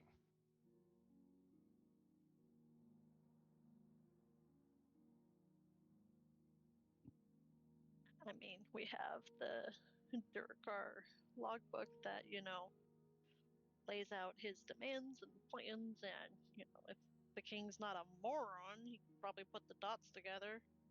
What Greywater's trying to do. I think if we uncover the location of where he intends to do the great forging, I think that would help. It clearly isn't in Durkal's hold. Or that may have been the place he planned on doing it, but he cannot now without retaking it. But there are other forges across Forlonde he could choose. Do you think he has any of the other materials to do the forging yet? Well, he's probably not going to use the blood tie. Obviously, he would need mine or some other way to get the king's blood. The other materials, typically kept within the great forges themselves. If he has any other materials that are required, I'm not sure. I mean, I have some materials for it.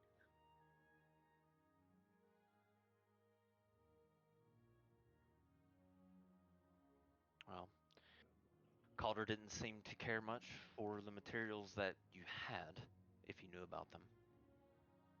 So maybe he doesn't need them, or he has access to the materials needed.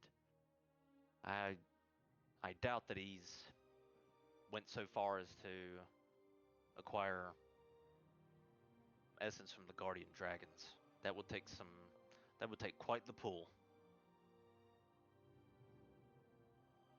Which is why he probably has smuggling operations set out through the port cities.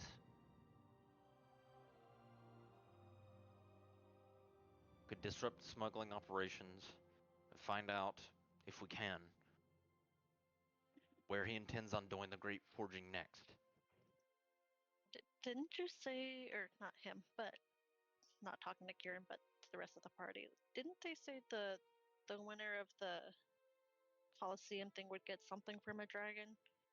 Am I misremembering? If he had somebody win it I and don't get the thing? I don't remember if it was specifically from a dragon, but it was some type of prize that they're putting great emphasis on. Karen looks over, nods. Well, what you've heard is true. It's the Claw of Igniverax, one of the guardian dragons that died some time ago, stealing the planar rift and creating the Hellscar in doing so. Rumor has it he left behind a piece of his claw, infused with his essence. So, if that is indeed the prize, they will reveal it at the beginning of the tournament, just to inspire trust among the contestants. There's a decent likelihood that Greywater will send someone, or a team, to defeat everyone else and obtain Igniverax's claw. If I were him, that's what I would do. It seemed like the easiest way to legitimately obtain the resource. Orcuppa's gonna tilt her head to the side a little bit, thinking, what would stop us from using you to do it before he could? Because we got a lot of the elements right here. Be a lot easier for us to collect the things, and you do have the blood of that line. Yes, Just but saying. if you do that, I will be the only one able to wield the protector, and that sort of power is not something that I think I am ready to wield. Nor is it my right. Life doesn't wait till you're ready. Man up. Be better. sighs and looks at the ground. I am not. I am not anymore the son of the king. Okay. I cannot do this. Lan's gonna reach out and put a hand on Karen's shoulder and say, "It's not a decision that needs to be made today. Let's actually go back to the. Well, should we even go back to the Salty Siren at this point? Fuck it, we don't have anywhere else to go. Let's go back to the Salty Siren. Let's regroup, and I think we know our next move. Our next move is to win that goddamn tournament." Kieran nods. Well, perhaps that is the best move forward. Securing the Shard of Ignorax, or the Claw, rather. We'll start with that. In the meantime, I will reach out to Evan Thorne and seek counsel with allies in the court. I also think what you need to do, and my apologies if, I don't presume to order you around within the mandate, but I think you also need to see if there's another faction within the mandate, whether this is just another job, because I know ultimately the mandate doesn't care who's in power as long as their activities go on undisturbed.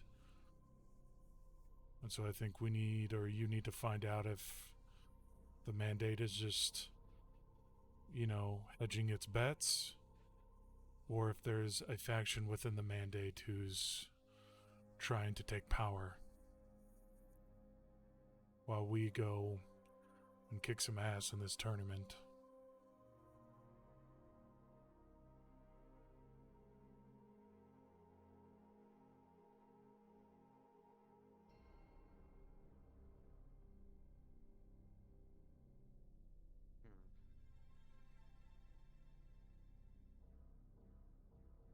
There's much to consider, and you all are just at death's door. Let's retire to safety for the evening, and we'll meet up and plan ahead for the Coliseum's event. We still have like 8 days.